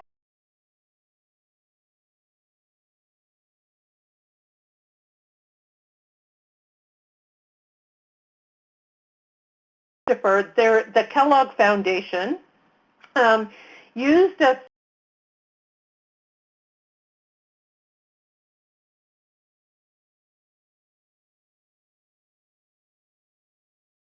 problem in the center, and then you look at what are the needs and assets that we have, what are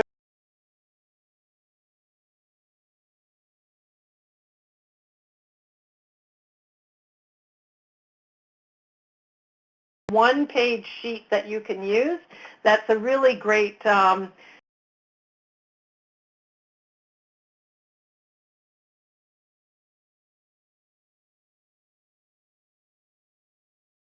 logic model, for sure. Logic and theory of change are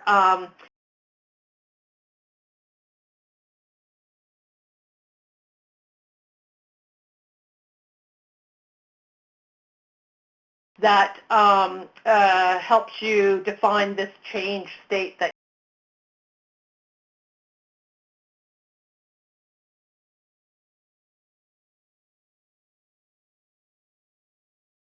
the best strategies.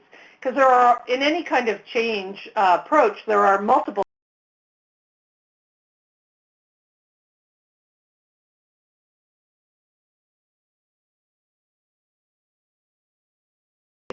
explanation of it, but I can send a bit of background information that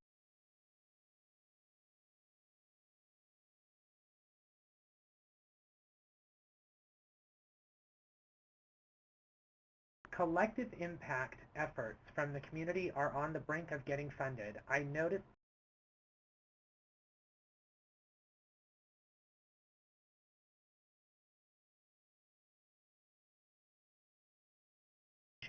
and the tight focus still evolving. that is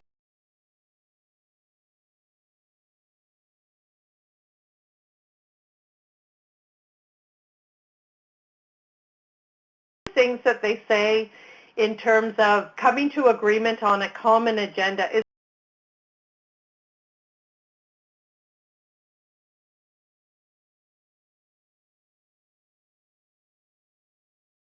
term. And so some of those agreements might be, you know, how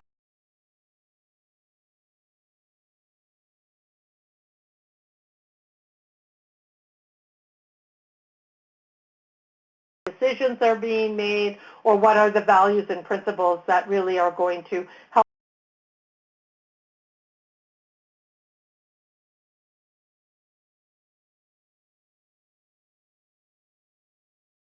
You've already had a little bit of a discussion around the table about how that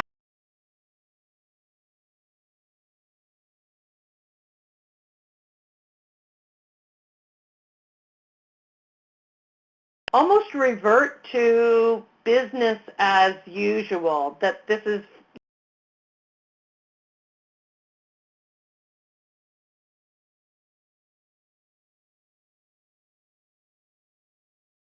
collective impact is always paying attention to, you know, this common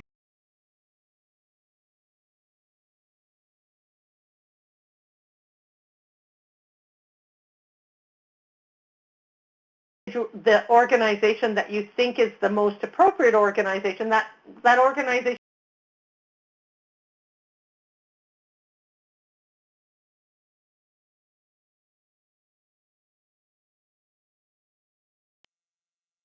Any other questions, Zach?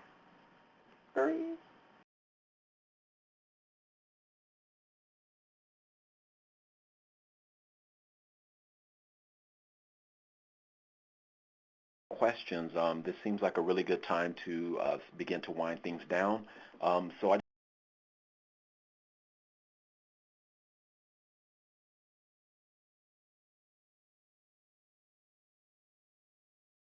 Council of Juvenile and Family Court Judges for partnering with us to host this webinar today.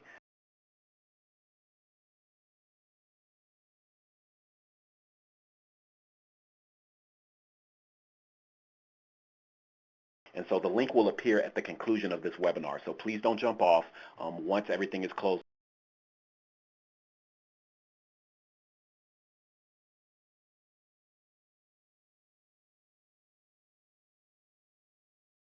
to help us out and complete that particular evaluation.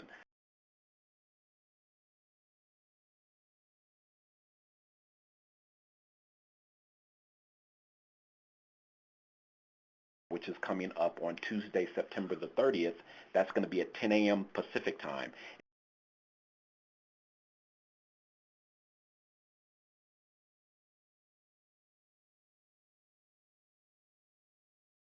And they're going to be talking about leadership and decision making and how working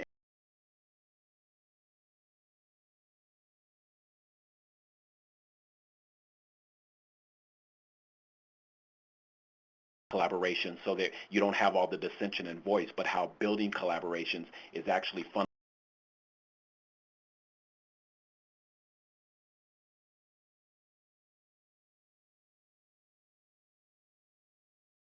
They'll have 5 different options for decision making, which is a framework that they use.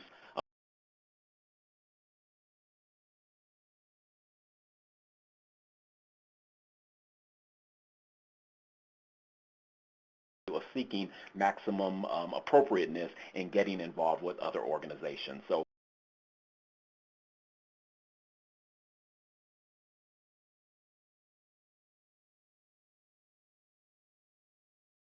this particular webinar is going to be open to all OVW funded grantees, and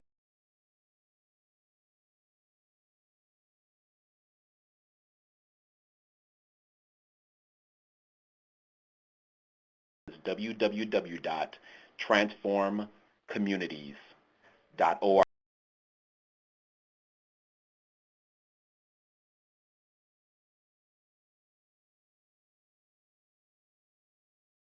Resource. And finally, do not forget to fill out our evaluation, which will pop up immediately.